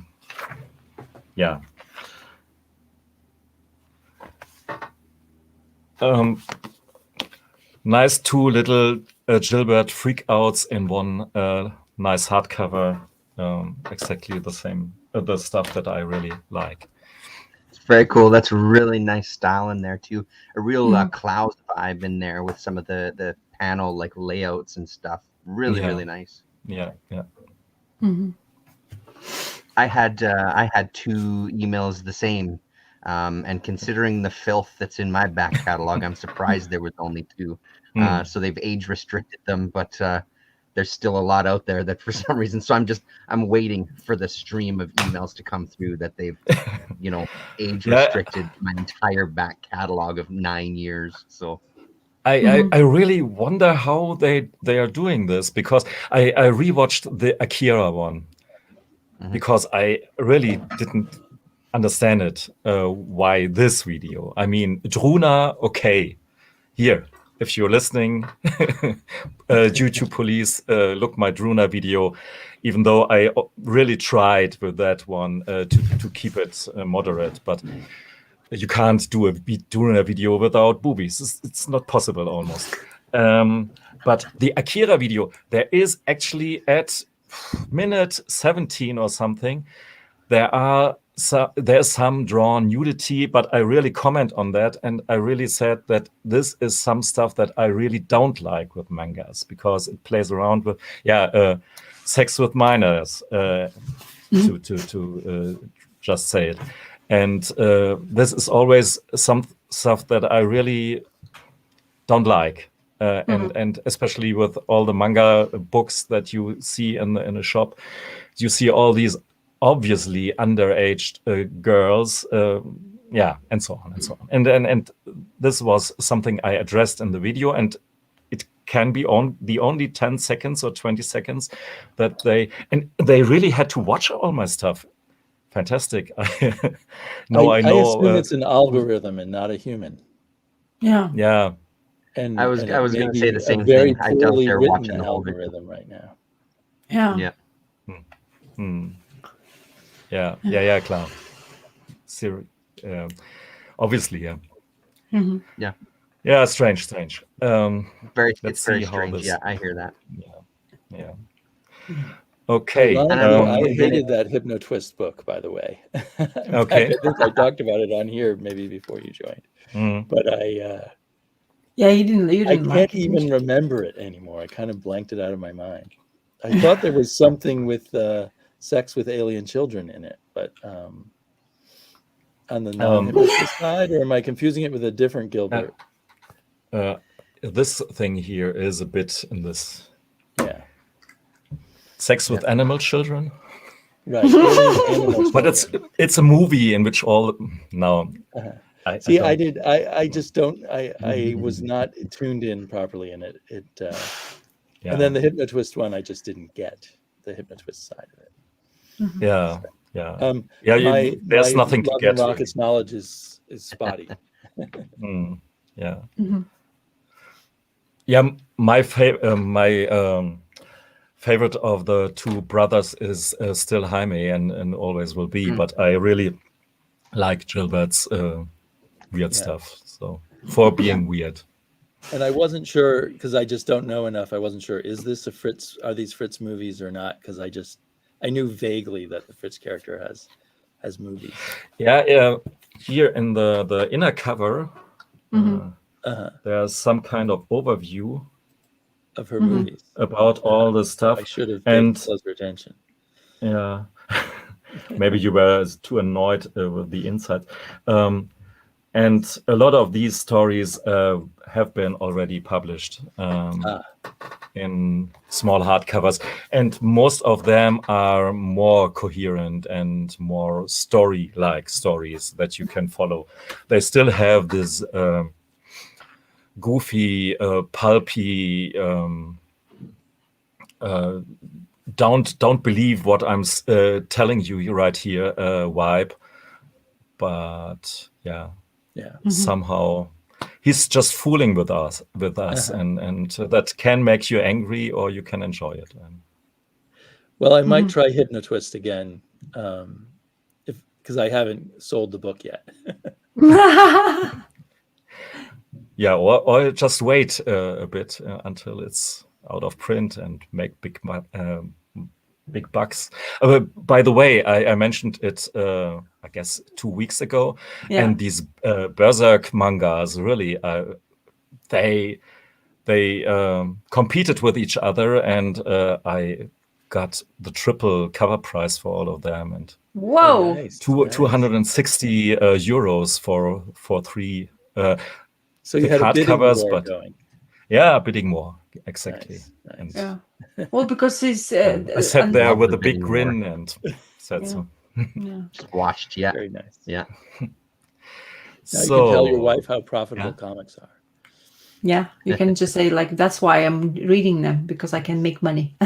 Yeah, right. Yeah, we should rename our chat in the Investors Club or something. I'll show you my reading, we're investing. Yeah, I'll show you my long-term Little money CGC down. book. Yeah. We can have a live stream with our significant others sitting beside us, and we can talk about all the books we own that are worth lots of money and see their eyes light up the whole time. Yeah, it's always good to tame. Right. So, you.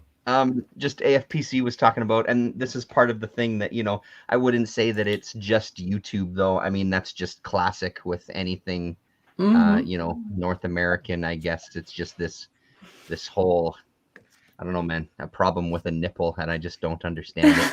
And unfortunately with some of this stuff, then it feeds all of the talk that's out there that YouTube is just this platform that just censors you, when it's like he's saying, so much of the shit that's on YouTube in general that doesn't get touched.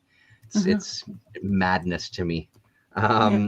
So speaking of Love and Rockets, it just so happens that I read book 5 here that I have while we went on some of our day trips. I usually end up doing the driving on the day trips, which I love. I love the driving. I have no problem with it.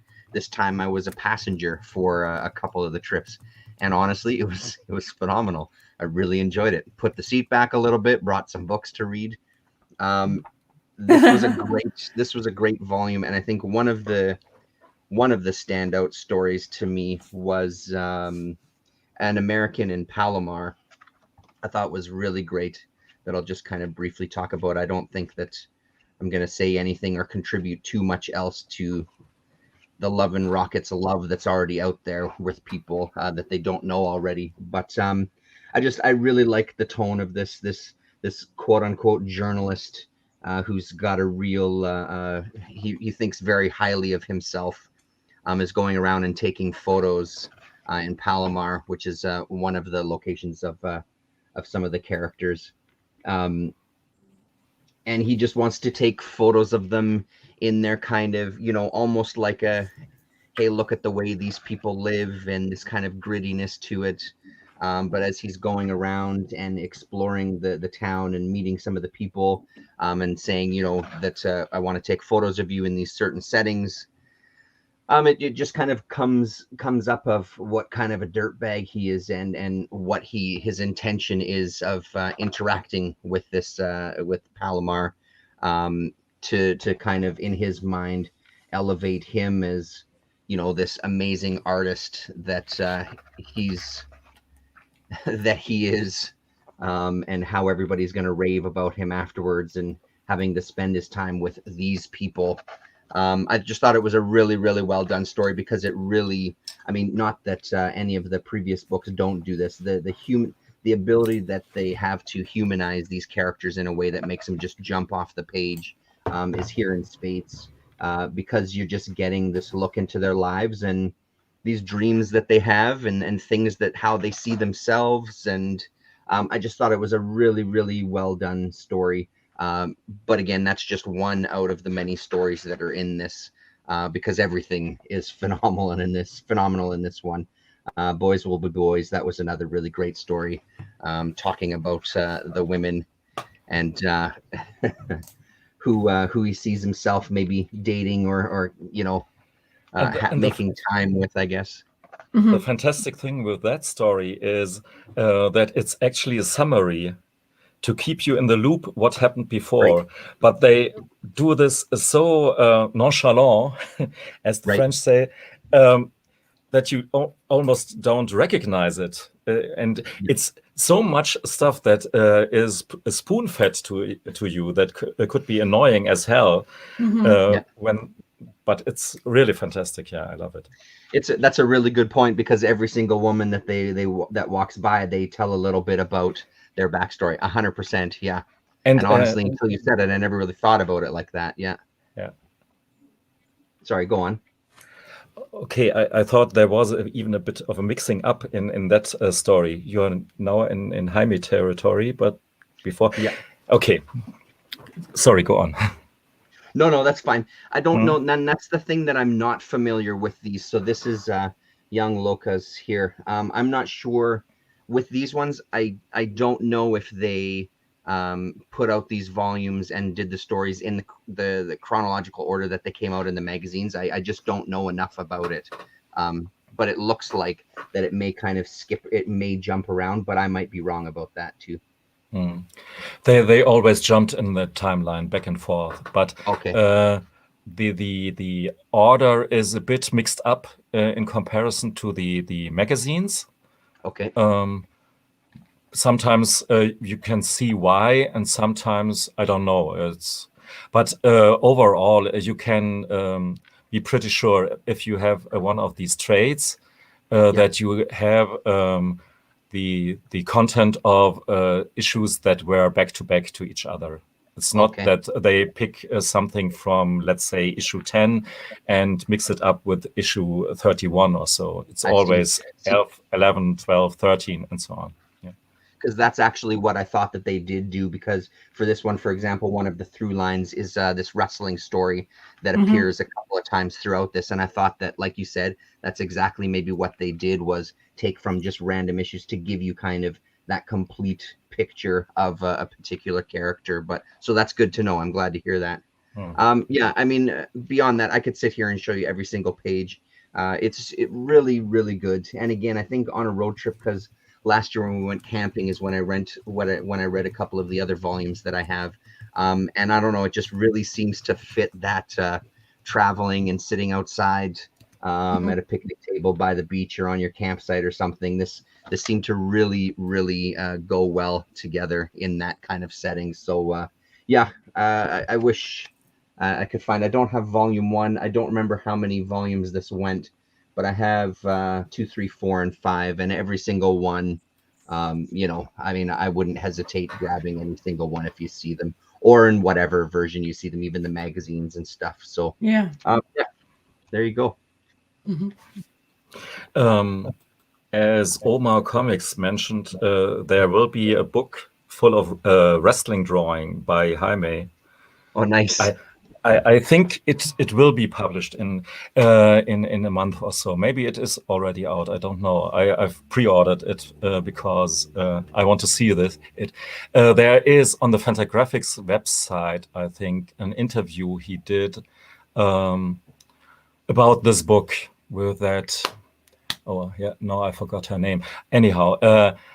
And this interview is pretty interesting because really he's a different guy than Gilbert. I got the feeling because he was very shy about it. That about his love for these wrestling ladies. He had always this fascination for these ladies from early childhood days on, and he said how he drew these ladies on the toilet because they were. A family with many children, and the toilet was the only place where he could be sure that nobody sees what he's doing, actually.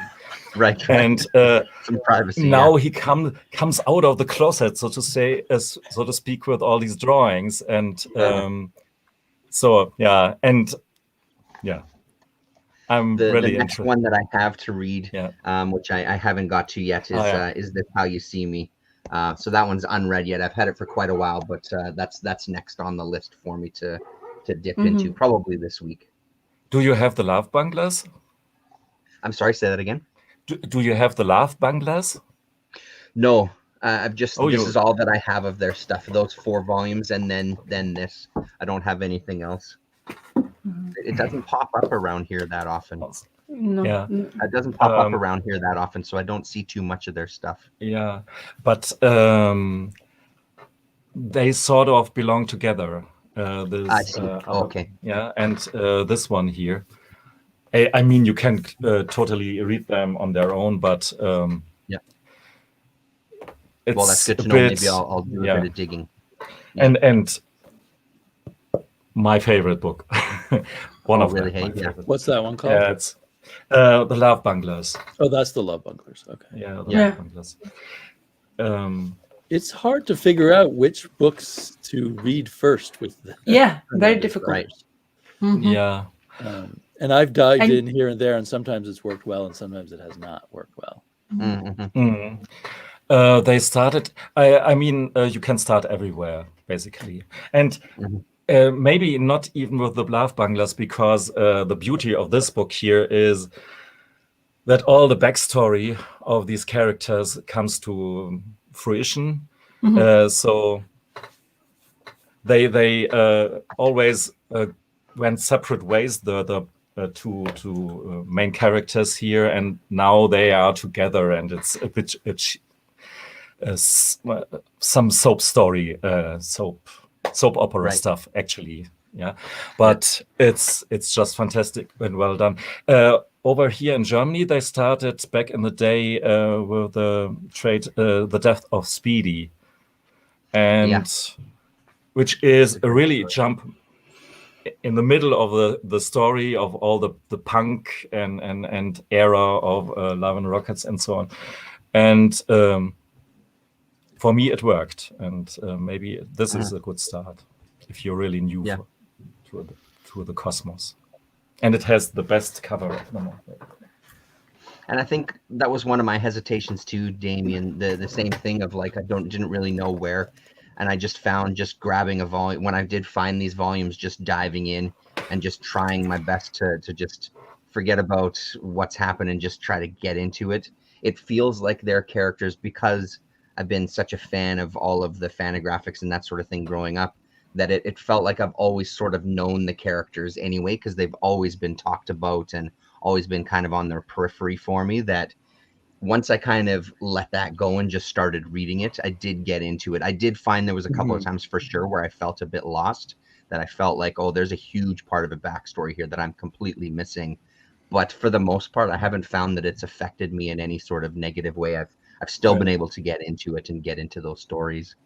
I tried and picked up I think it's still going, they went back to a floppy comic book format a Right. couple years ago, and I started reading those, and I just was totally lost. Right. Right. And maybe I should have stuck with it a little longer, and I would have. But it had been a long enough time since whenever the last time I'd read the main Love and Rocket stories that I couldn't understand it. Yeah. At one point, I jumped in and I read something called Gods in Science, the T-Girls. Mhm. You Yeah. know that one? Okay. Yeah. And that one seems completely separate, but then I realized, oh no, these are also characters who are in Love and Rockets in other formats. So I didn't know if I was reading a comic book that was made up by somebody, you know, kind of like the made up movies, or what I was reading. But I enjoyed it, but I just couldn't quite place it. Yeah, it was the T-Girls was Jaime going out there as Jaime will go out there, not as far as Gilbert ever will Right. be, and at the same time flip back to the Silver Age superhero part of it Yeah. in the beginning, and sci-fi part of it, no? Yeah, I mean, it was very much a tribute to Silver Age comics, but with an entirely female cast and with all different body types and stuff. So it was quite cool. But I just think what felt doesn't- like I must be missing something. I think what doesn't help the Love and Rockets in generally of publications in each country, there's different publications. Like in UK, there's one way you can collect them. There's another way you can collect them. And all of them are different. You know, like there is a site, I think, you can actually find the reading, how you're supposed to be reading. But sometimes even people said, while I am following what they say I should put reading, it still doesn't sometimes like gel properly in a way. But like I say, I also like the same. I always want to get into it, but every single time I look for it, it's always different printed formats. So I have this in floppy one, like more like I don't know. It's like rather than like printed this format, like cut off format. I don't know. It's just sometimes I just like not seeing the right one printing, and I never get into it somehow. So it's a pity because I really do want to, because I think it's. Whatever I've read so far from them, I enjoyed it. And Luba has always been my favorite character. I don't know why. Right. Because maybe I just Well, read and I about mean, her a like we've lot. spoken about in the past, Rasa, like there's just so Yeah. many incredibly strong and fantastic female characters in those Exactly. books. Like they're all amazing, multi-dimensional. It's really, really, really good shit. Yeah.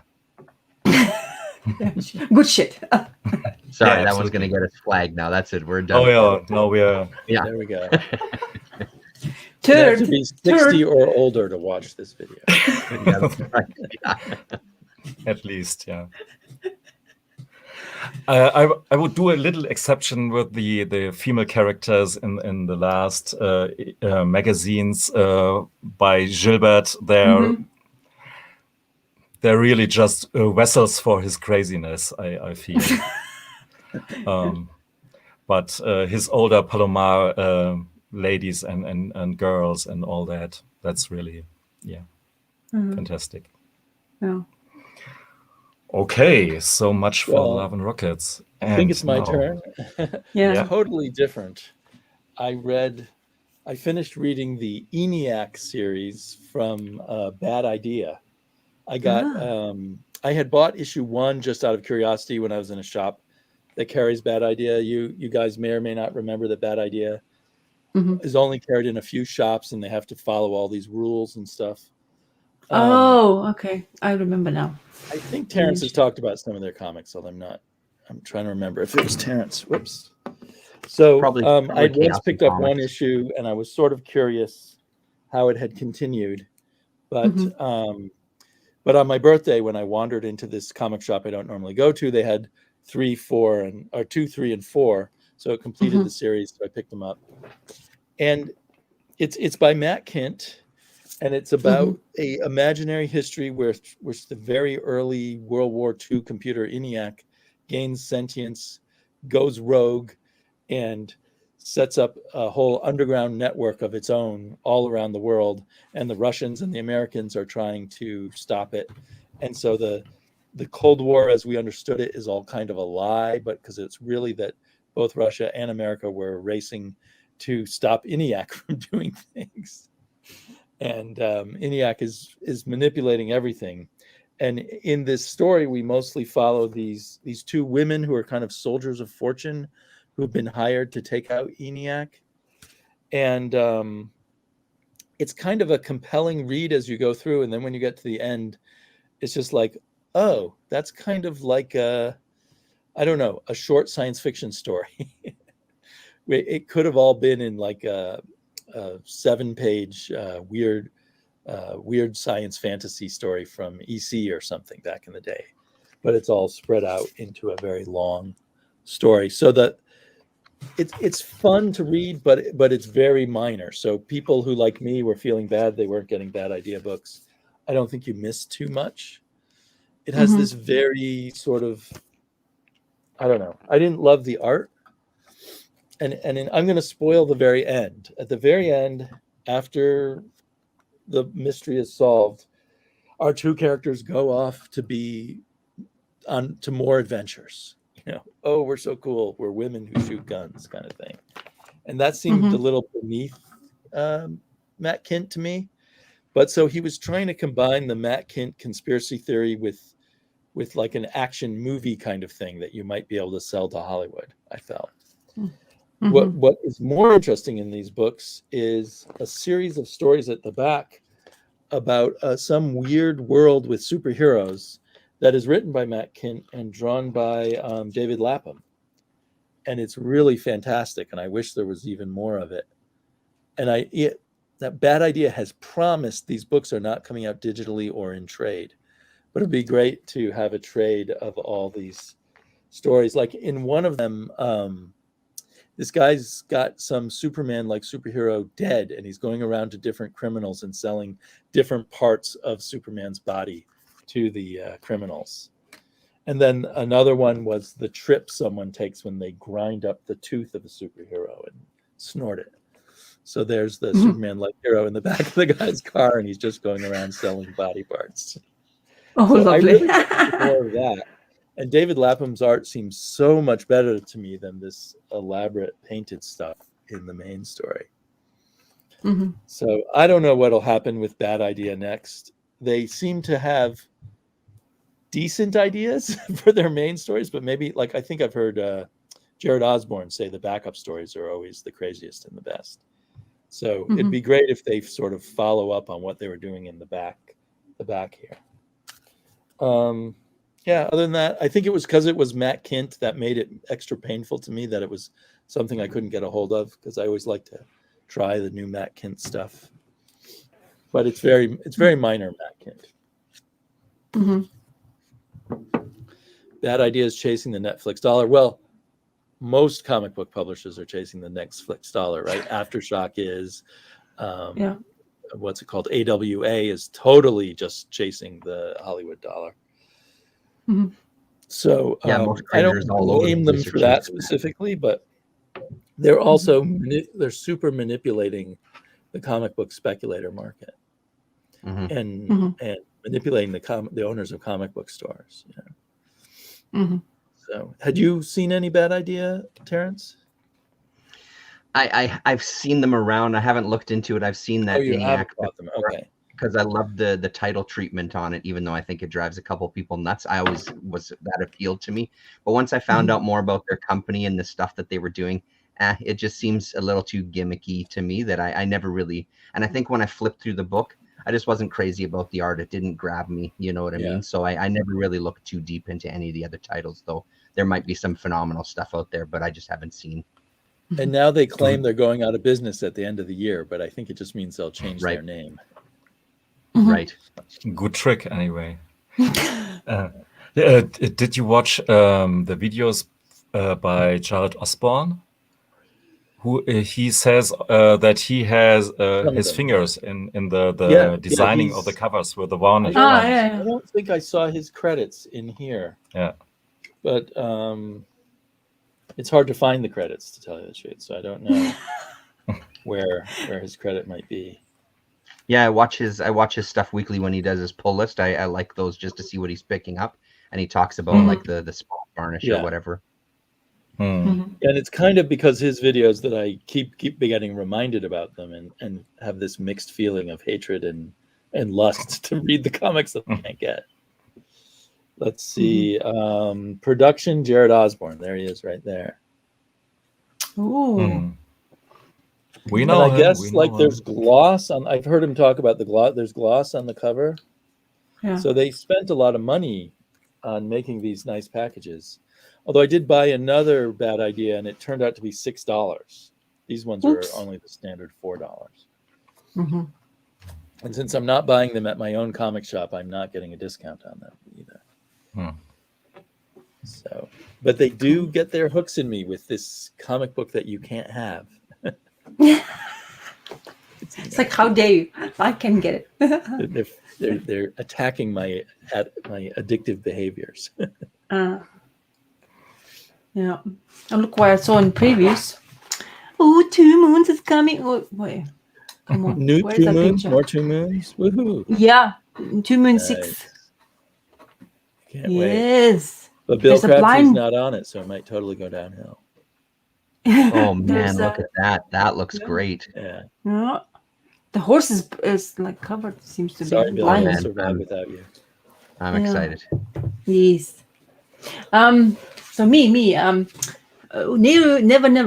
I was So curious about that one. the Costa DC Comics, if he's appears sometimes, or does the video, he showed this one, and I was like very curious to see. And it says Virus on it. I was like thinking company, but then at the back it says heavy metal. So it's a sister family or something. So this is a horror story about Peter Pan. So I was like curious because I knew it was that stuck type, because never, like Right. a story, but this is the twist. Peter Pan is evil, I say. He's actually very twisted, and this world is kind of very bizarre, and you see this scene where we sacrificing a girl to this crocodile, and they have this little song in there. And then you see the actual beginnings of the story, how he persuade a girl. I think her name is Jane as well, and like just come in, like, because her family, her mother is ill, so like child's problems kind of thing, like she's depressed, mother is not getting better, and the Peter Pan came to persuade her to come into this Neverland, of course, and then for her astonishment and disbelief, he is absolute evil, and he looks like one as well.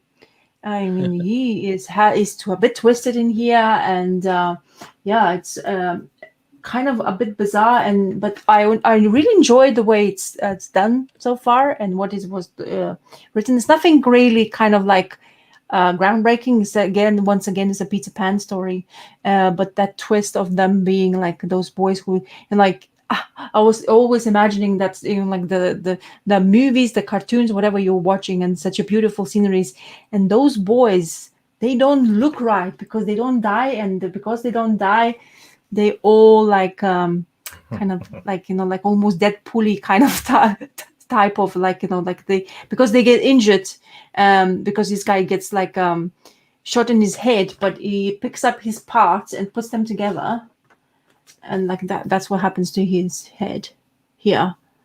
But they don't die, so they come back to life, and they can put themselves together, because this is where the boys never grow up, but they also never die, but they have a twist. So it was actually really kind of like entertaining. There one twist to the storyline, that we have this tribe of people in Neverland, and there's one of the members. He doesn't talk because he doesn't have a tongue. So that's quite twisted. So she's freaking out, like she's running away from him. She's trying to escape, and we have a backstory here of her basically life, how her dad basically tried to explain to her how to survive, and that really kind of came into fruition. But and then Peter Pan has this wall, a cave, the cave where all the people who would kind of killed, but their heads are still like impacted, like they can still communicate. They're not dead, but he has them jammed in that wall.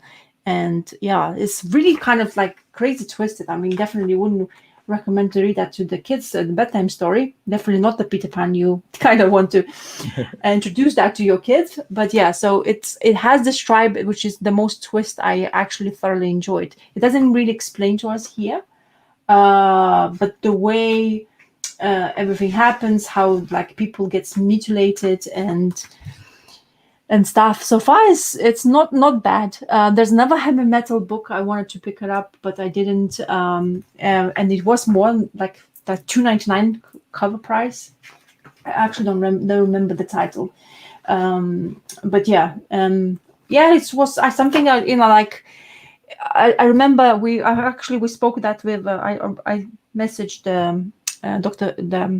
the Costa about Peter Panzerfaust, how much they liked that the story image was releasing. Oh, yeah, It was really it was really entertaining for like everybody was saying, oh my god, it's amazing, because the twist was that the Nazis were involved in that storyline. So I guess it's another take on the Peter Panzerfaust, and I wanted to check it out because, sometimes you want to try something different and different creators. And this one is by, who is the creative team? So Mark McCann and Phil Buckingham, that's the creative team in here, and Agnes Posa. So that's interesting. Like as I say, I've never tried anything different, and his name is Petros in here, not Peter. So, yeah. Is Captain Hook in the story? No, that's the thing. Is a crocodile in there. So far, the tribe is in there, but Captain Hook is not present at the moment. So it would be interesting to see if they will introduce that. But yeah, so far it's something different to try. And as I say, I don't know. I'm getting those twisted horror books, either like fairy tale twist on them as well. So it's kind of entertaining. I enjoyed it. So I guess that's why I picked it up. But it wasn't disappointing to read. So which is great. Which is what I wanted, basically. So I'm intrigued to see where we're going to take with that tribe, because they look like Indian, like American Indian tribe as well. So maybe that's going to be a twist, because there's like they look more grown up the way artist was presenting, as well as I showed you the panel. So it will be interesting what they're going to do with that, because it's kind of nice sometimes to see different imaginings of the like your classic stories. So. And this publisher I don't tend to kind of go for, so I wanted to try something different. So, and support somebody who is not well known as well. I think in the original Peter Pan book there were Indians in Never Never Land that the Lost Boys would fight with.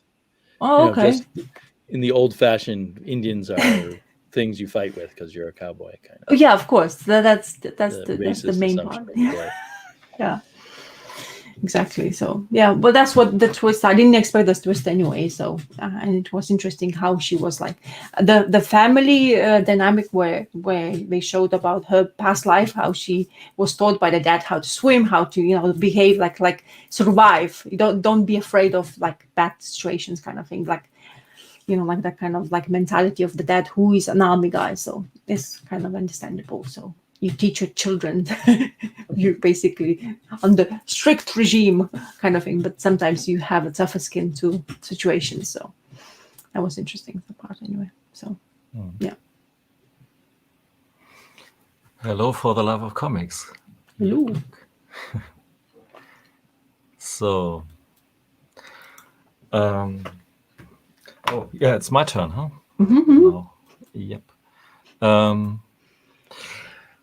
After our Moon Knight discussion the last time, I thought I have to read a bit more Moon Knight, and I have this Marvel Essential book for a long time. I guess I picked it up because it was cheap, lying somewhere around, and now I read it. I've read it, at least part-wise, very part-wise.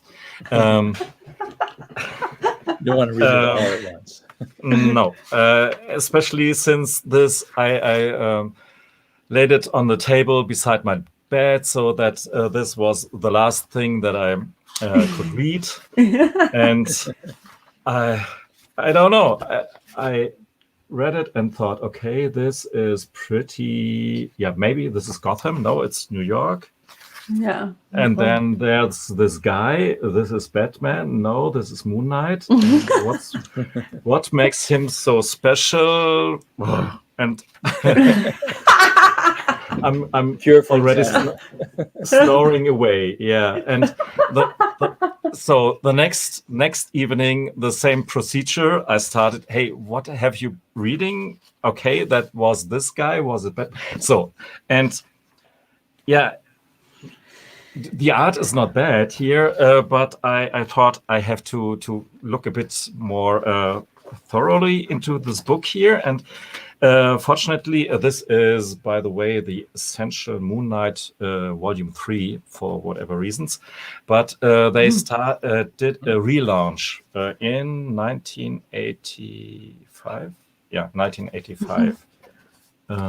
The Fist of Khonshu.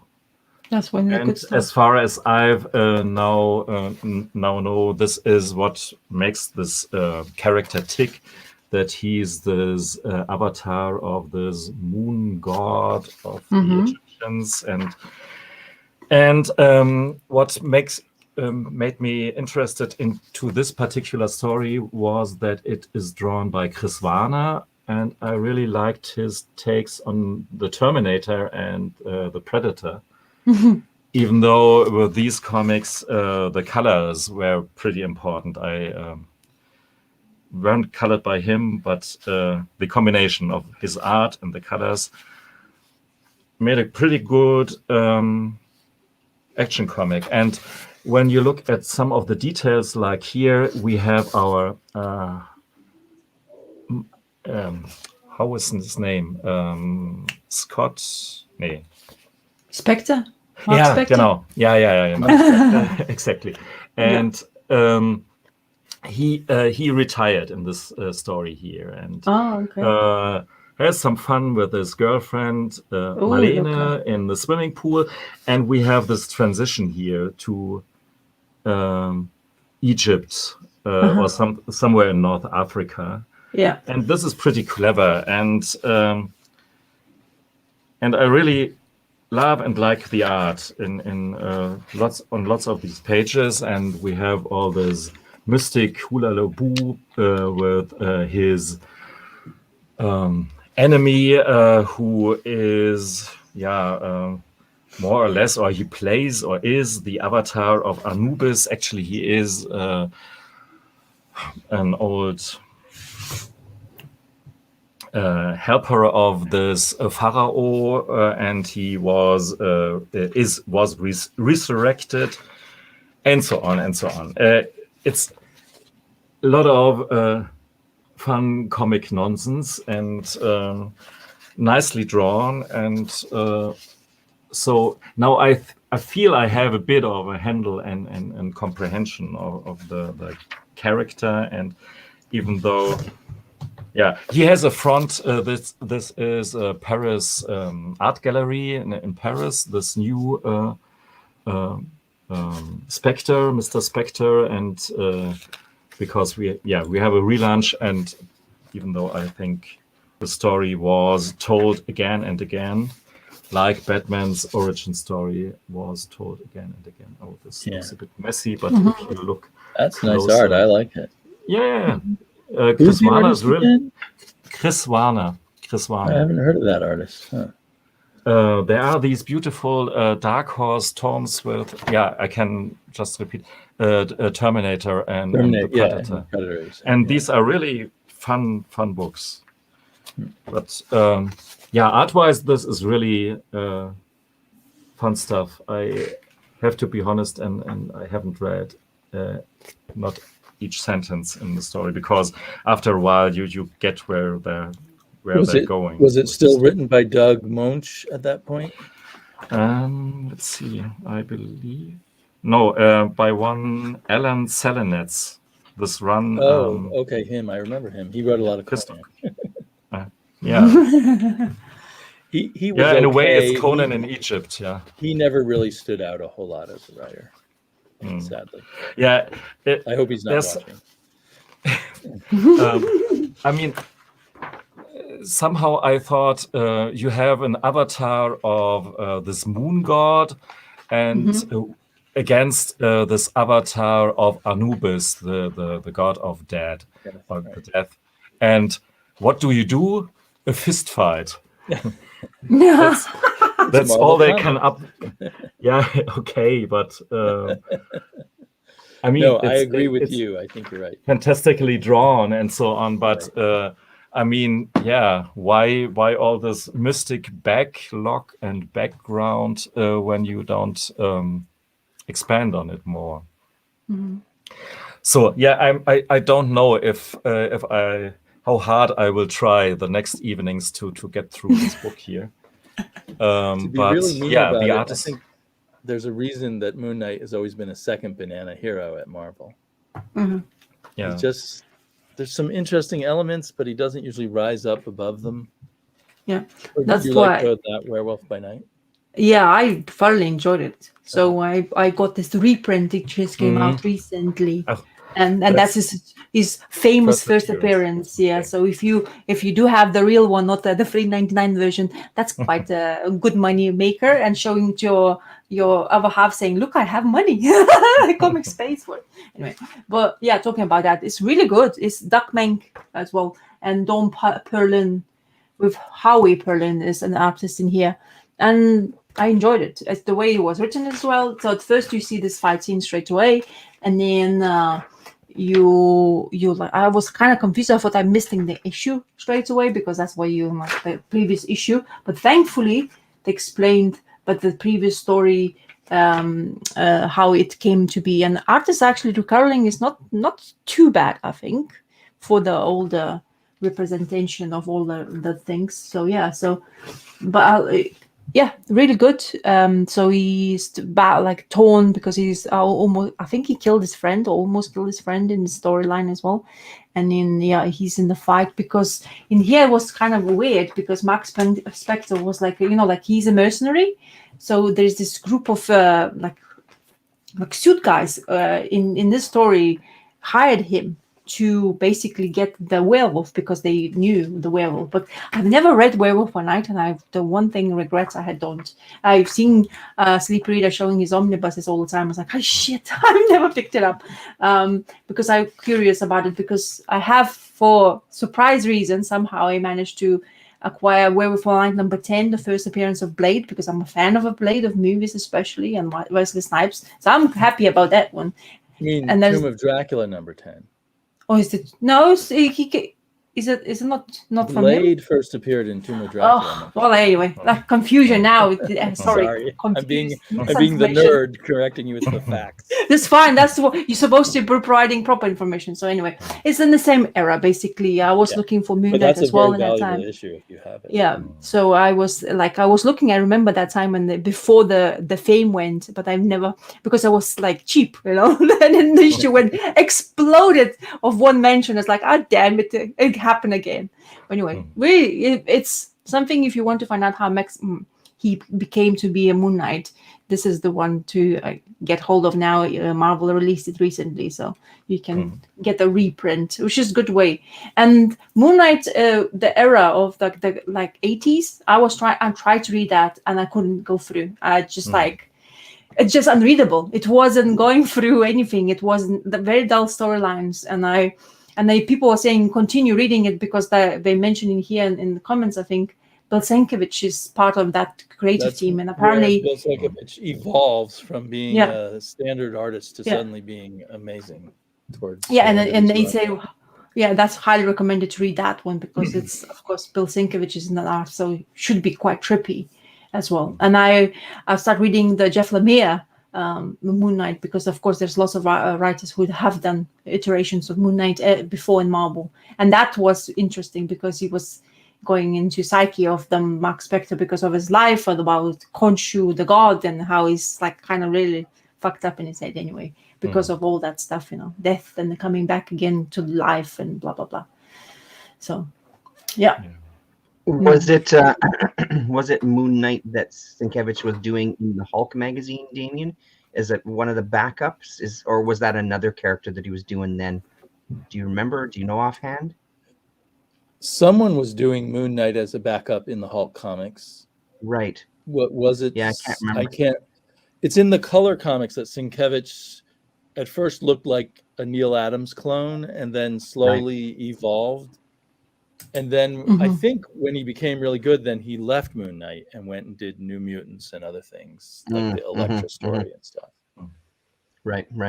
So I don't know how long the good Sienkiewicz was on Moon Knight. It's it's ancient memory for me, and I don't have those comics anymore. Hmm. But I always remember Moon Knight being a bit of a slog back in the day. Yeah. No. It was good to see that werewolf part, how he was like, Yeah. how he is defeating me, like, and he shows like the way it's written. Oh, there's this crescent shaped thing is throwing at me. What is it? What is it? And he's like slashes in his chest. It's like, oh my god, that's actual tool to actually do something to me. So it was the way it's written in that era. I guess the comic books is the fun part for me. I think that's the entertaining for me now, more than in this anything. story, he has an Egyptian boomerang. I Interesting think maybe- mashup. Especially it came from Australia. They didn't push the Batman side of him too much at first, and that grew up, became bigger later. Yeah. So far, what Moon Knight I like remember reading about is mostly he's just talking in the night, and he's there for nighttime only because he's not, like you can't get scared more of him in daytime. He needs the shade of the moon to do that. Anyway, yeah. So a lot of iterations, though, a lot. So on that character in Marvel. Yeah. Are you up for another round, or I am. Yeah, I'm sure. awake. should we wrap it? For me, Fine. maybe we'll see how much longer I can last, but probably. Okay. We try one round. Okay. Then it's then kind of I'll back to Terrence. I'll hit. I'll kind of end us off then on one that's going to check a couple of boxes. It's one that'll make sure that this video gets flagged for adult, and then yeah. Let's go for it. On the checklist of comickkrakk finding boners in comics. There you go. So we'll add that into the chat. Add that to the description of the show. Right. Is that the baby with a baby bottle and a boner? He's an adult. It's not a kid. It's just the way Dave Cooper draws. And just kind of bringing us full circle to Johnny Ryan. This is the show that they did together. Pig, Goat, Banana, Cricket that I was trying to remember in a previous video, which that came out. That's really fuzzy, but that's something there. So this is Crumple, the Status of Knuckle by Dave Cooper. And it was Whoa. so I was this was another one I was reading in the car as we were driving, and at various times just kind of peeking over my shoulder to make sure that there was no small child like my daughter looking at what I was reading, because this was just a filthy comic, ridiculous and funny. And it really just kind of plays with this idea of these are just knucklehead guys, and they have very stereotypical ideas of women and what their what their purpose is in life. And he starts dipping into this idea that these two male characters anyway, any woman that doesn't like them, they must be lesbians, and there's probably a secret cult of these women. And then what do we find? We see some store clerks talking, and they've got a mysterious tattoo. And it turns out that all of that is absolutely true. Once these women hit a certain age, they're brought into this cult. And we get a little bit of bosom buddies action. Even his grandma is in a, at this point in time, she is in this sort of, not a wheelchair, but it's got a 1 foot that she hops around on. They go on this mission, him and his buddy, who's this sort of, I don't even know what kind of creature he is, but they're going to go to Las Vegas, because in Las Vegas, bro, anything happens. There's titty bars, there's all sorts of debauchery, and we're going to go there, and we're going to find out what the hell is going on with these women. And it's completely asinine, and it's really just stupidly fun. And his art is really, I love his style. I really love his style. So as they get into kind of bosom buddies, where they dressed up as women to be able to live in that apartment building? Yes, that was bosom buddies. So they I'll see if I can find it here. So at one point, they come across a group of women excited about a baby that's been born, and we get kind of a first look into what Ooh. kind of the underlying theme is going to be. And basically, the premise is that it's this group of women being visited by this alien race, and they are going to do away with the need for men in society any longer. And they're going to treat them as they should be, which is like utter trash. And we don't need you anymore, and you're slowly going to die out. So here's their bosom buddies moment as they get into the house and get invited in an elevator for a threesome, and it just goes and goes and goes. It was really entertaining. I laughed out loud a couple of times.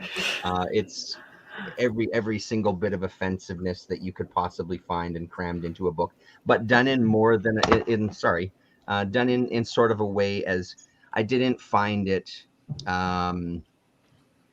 Crumb was mentioned in the comments. I didn't find it to that level where it became just really. I don't know what the right word to use. I didn't find it. His tongue is firmly in his cheek, and he doesn't take it to a level where it's really misogynistic. I didn't find that with this book. Sounds like the irony is clear in what's going on. Yeah, and it's and it just really shows at every single turn. These two male characters are just completely pathetic, but the whole world is filled with these absolutely bizarre moments.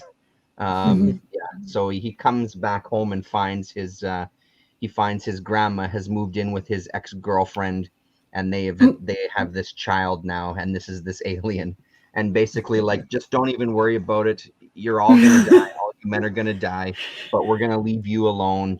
You just got to deal with this, because this is what'll happen to you otherwise.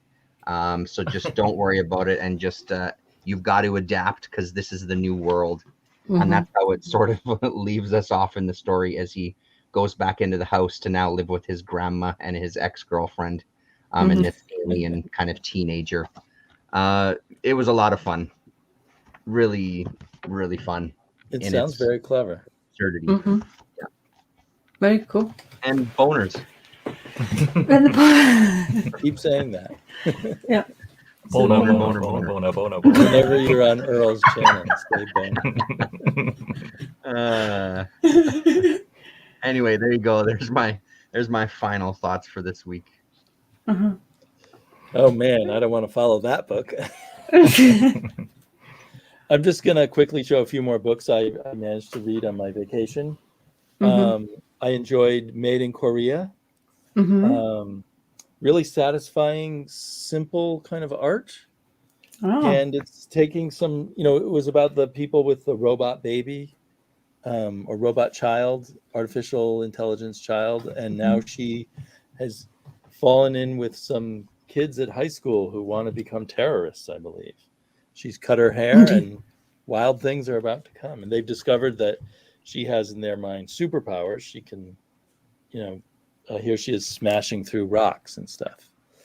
So anyway, this is definitely one to, I think, look for when it comes out in trade. It could be although we'll see. It always depends on how it ends up. And then very predictably, I enjoyed Usagi Yojimbo. I don't know where this is pretty early on, I'm assuming, this Dragon Below conspiracy, because it's much more complicated plot-wise and character. Don't spoil it. I haven't read it yet. I'm not spoiling anything. It's just very complicated with different groups of characters, all on their own trajectories, doing different things. And normally, I would say the other Usagi that I've read so far, the more maybe you and I, Rasa, have mostly read the same Usagi stories. They're more like one or two characters, a significant event, and then the story's over. But this is 12 issues. And on issue 2, it's already getting very complicated.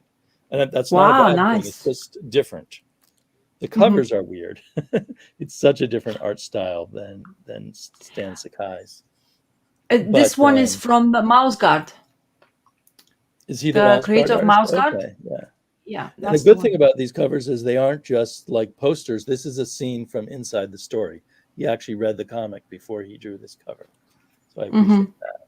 Like the Peach Momoko Nice. covers, those were nice, but they could have been for any Usagi.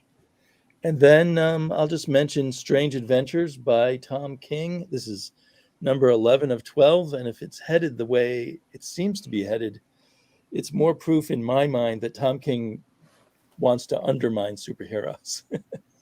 Mm-hmm.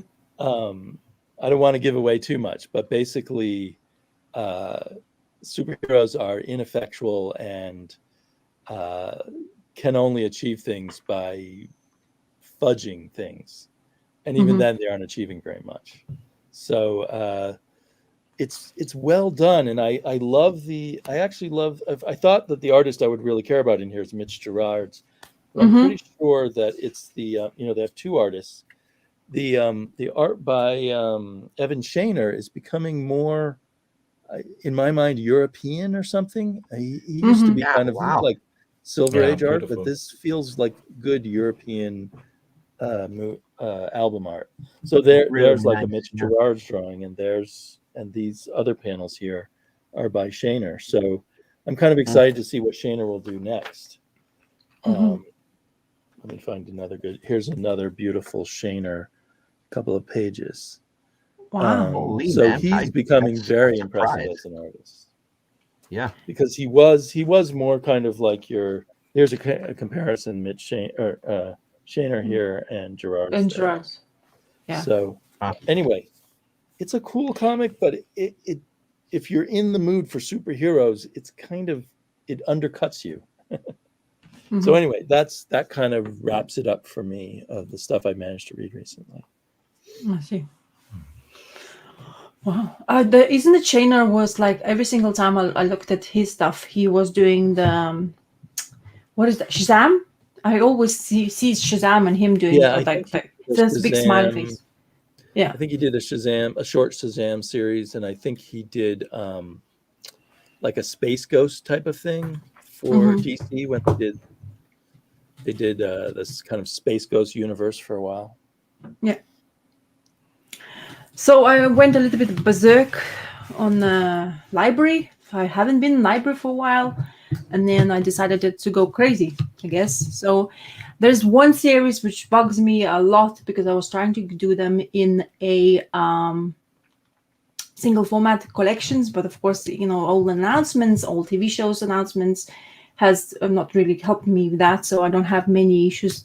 So okay, I'll go trades, I guess. This is my pick for the library. I went crazy a little bit, but another way I was like, so I start reading it already, the Sandman, and I remember reading the first 10 issues. However, after a while, when you just leave it alone, the Sandman, I kind of like started forgetting the main storyline. So I decided, why not? I'll go and do audiobook, because I guess audiobooks are with that Sandman as well. So audiobook is done via Neil Gaiman's voice as a narrator, which is fantastic, and the cast is absolutely great. So I was listening to basically I'm trying to listen to the first 10 issues of the audiobooks to remind me of the storyline, and then I'm going to delve into the Dollhouse, the second, I guess, the story of the stuff.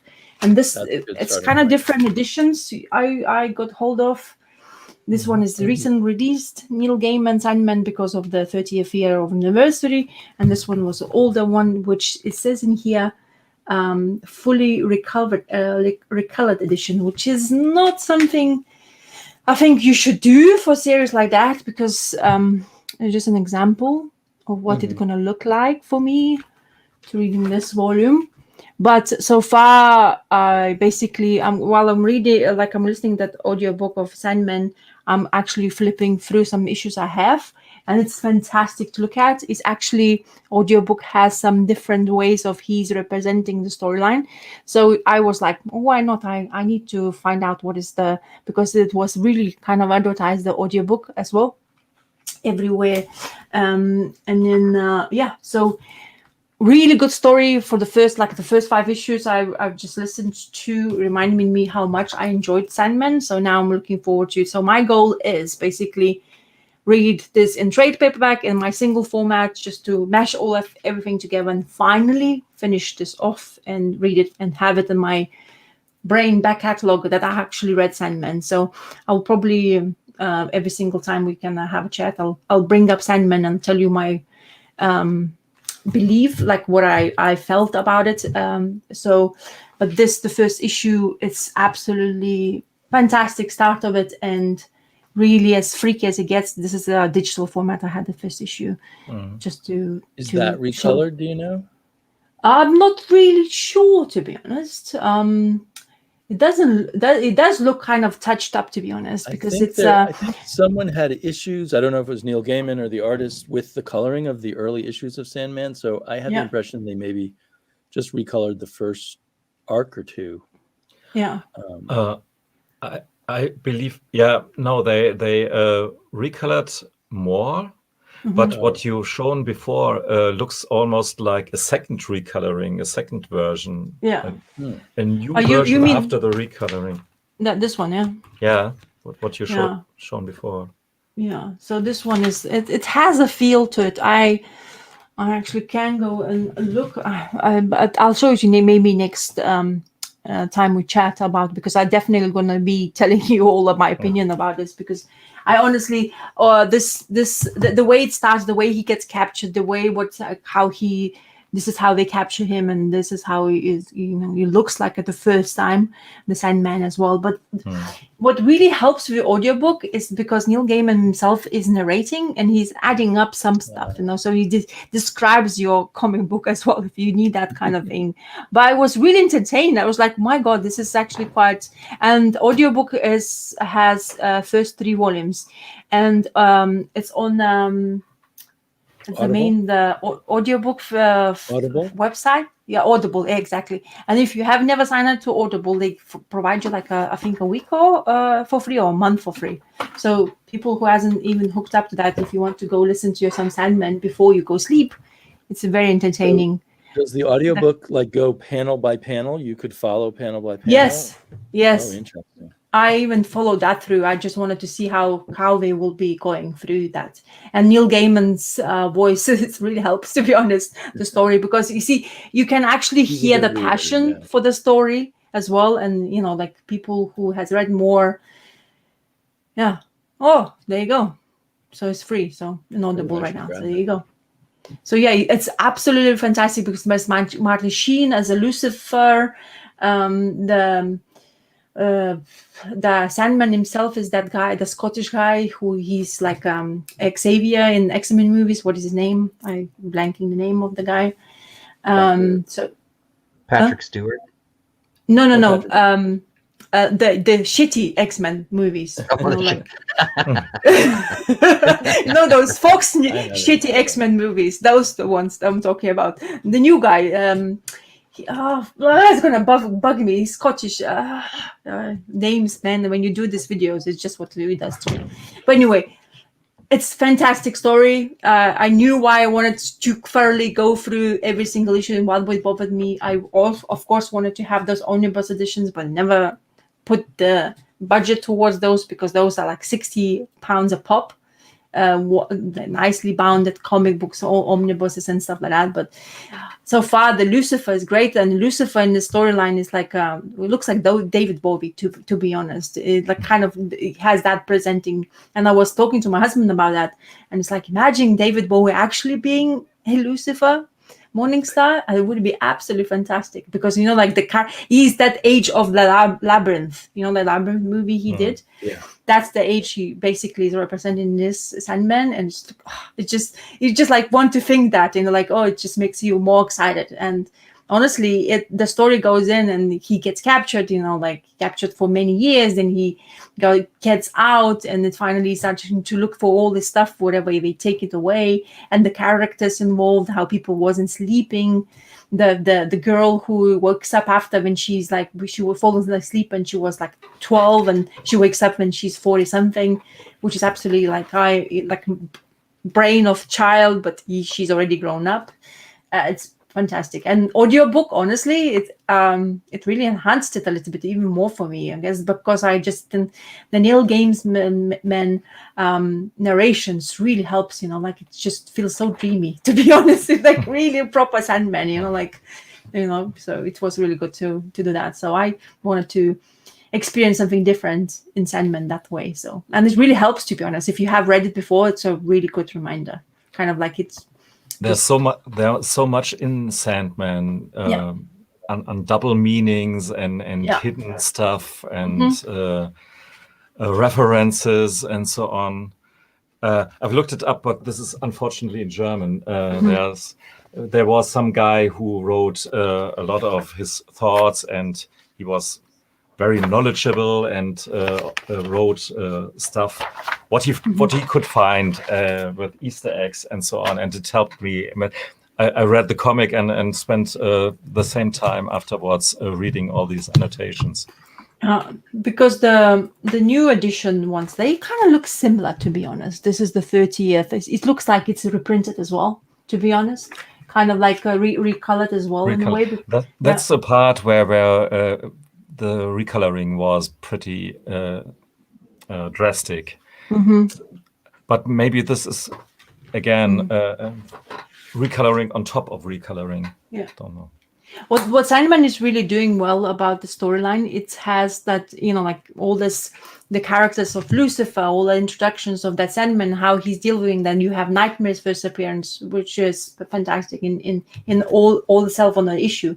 But it's freaky as well, but the art really helps. The first beginning issues just makes it uncomfortable in areas, and really like that, like the people when they wear off of that, like torment of not sleeping, for example, and how they represent it in art. And if you actually have in single issues, because it has that newspaper format paper they used, I think it's even more better to read that this way. So when you read in this format, it's not going to be amazing for me, but of course I'm here for storyline. So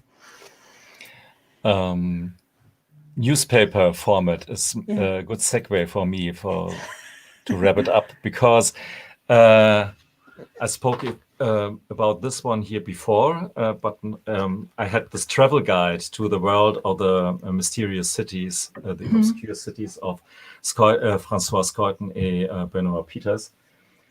And just to give you this thing is really huge, and but for good reasons, because as you see on the title page here, das Stadtecho, the echo of the cities, or newspaper of the cities, and this pretends to be, with marbled end papers here and all the stuff, pretends to be a collection of this newspaper, and that started very early on in our Earth world. We would say around 1900.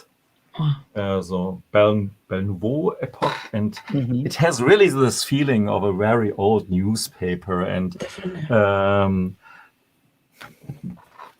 refers obviously, of course, to some comics of Scoyton and Peters, and the layout changes throughout. We have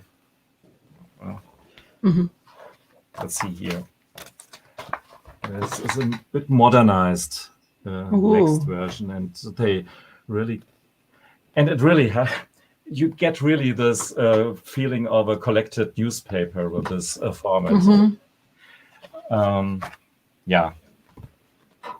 Wanted to show this real quick. It's not for new, not really suitable for a new reader, and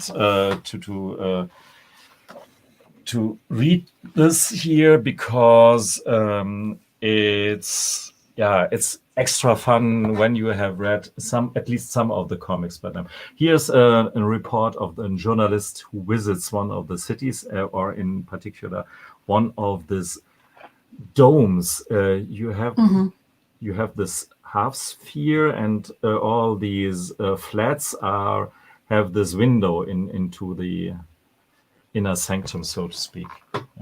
And let's see. Maybe to wrap it up, we have one of the guys from one of the more famous stories from Scoyton and Peters. And here's my favorite story. It's a really cool one. And they expand on this idea here a bit and visit the guy later on. And as we see, The Leaning Girl is another story that was published in English, or is available in English. And we have here her in her later days. And this is some recolored photo, of course. So this is an older edition that I got right now with some patience. This is one of these books that they charge you insane prices, but I got this for a bit more than 30 euros, which is pretty fine. And there's a new edition out, just real quick, Smaller. because I think it's Paperback. it's much smaller but available. So and 22. Yeah, that looks like it's more like the IDW size that they've been doing. Yeah. And I mentioned that these European things, or in German, they're exactly made like yours. You would see this here. I really love this back flap. That's nice. Yeah, absolutely. And you can Ooh. see it here, how it falls out. So, yeah, this is a real nice edition as well. And even though smaller format, but on the bonus side, it's affordable. They have really redesigned a lot of these pages and left something out, so it's really a different book. So that's just for the Scott and Peters collection. Yeah, super cool. Well, luckily, So- you have berserker money to buy all these other books. Yeah. Actually, it was the other way around. I spent all the money and then you need to go coming back. Depended on. But maybe I can't mention it in when Rasa is around, but I do it anyway because I think What's now? East or West, these books, Yeah. they go for a pretty good penny over here Is right it? now. Yeah, Nice. there's somehow some are afraid that they won't reprint the books. Oh, And I'm a weak person, and it seems that You're gonna sell it. when I can sell volume 2 or so for double or triple price, you're gonna have to do it. you can have it, yeah. So, but not for cover price. I won't. Some hardcovers, I mean, they usually go like that is obscure ones more maybe, but if it's they don't reprint it, it's just the comic that the book just skyrockets in price anyway, so it's very difficult to get hold of, especially hardcovers. Paperbacks never have I've never seen paperback actually increase in value, to be honest. Right. Maybe something quite rare, but hardcovers is really definitely something to invest into if you wanted to do that way. Yeah, paperbacks just get harder and harder to sell, even like at Yeah. $5. Please, just take it. Yeah, just take it. $20 book, $5. Yeah, usually you see those in the free comic book days, like sales usually, or those kind of sales in comic book shops, like, oh, take paperback, it's like £2 or $2, whatever, that way. And you just like, if you are curious to read something for cheap, they usually take it. But if you want to do the same to sell, nobody wants it. Right. Yeah, it's the difficult part. So, ladies and gentlemen, this was it. The weekly Investors Club. Follow our advice and you will get rich. Buy cheap and sell for Sell high high. prices. Sell high. Make sure you're not too high. Yeah. So, goodbye, everyone. Bye. Bye-bye. Bye. Thanks to everyone.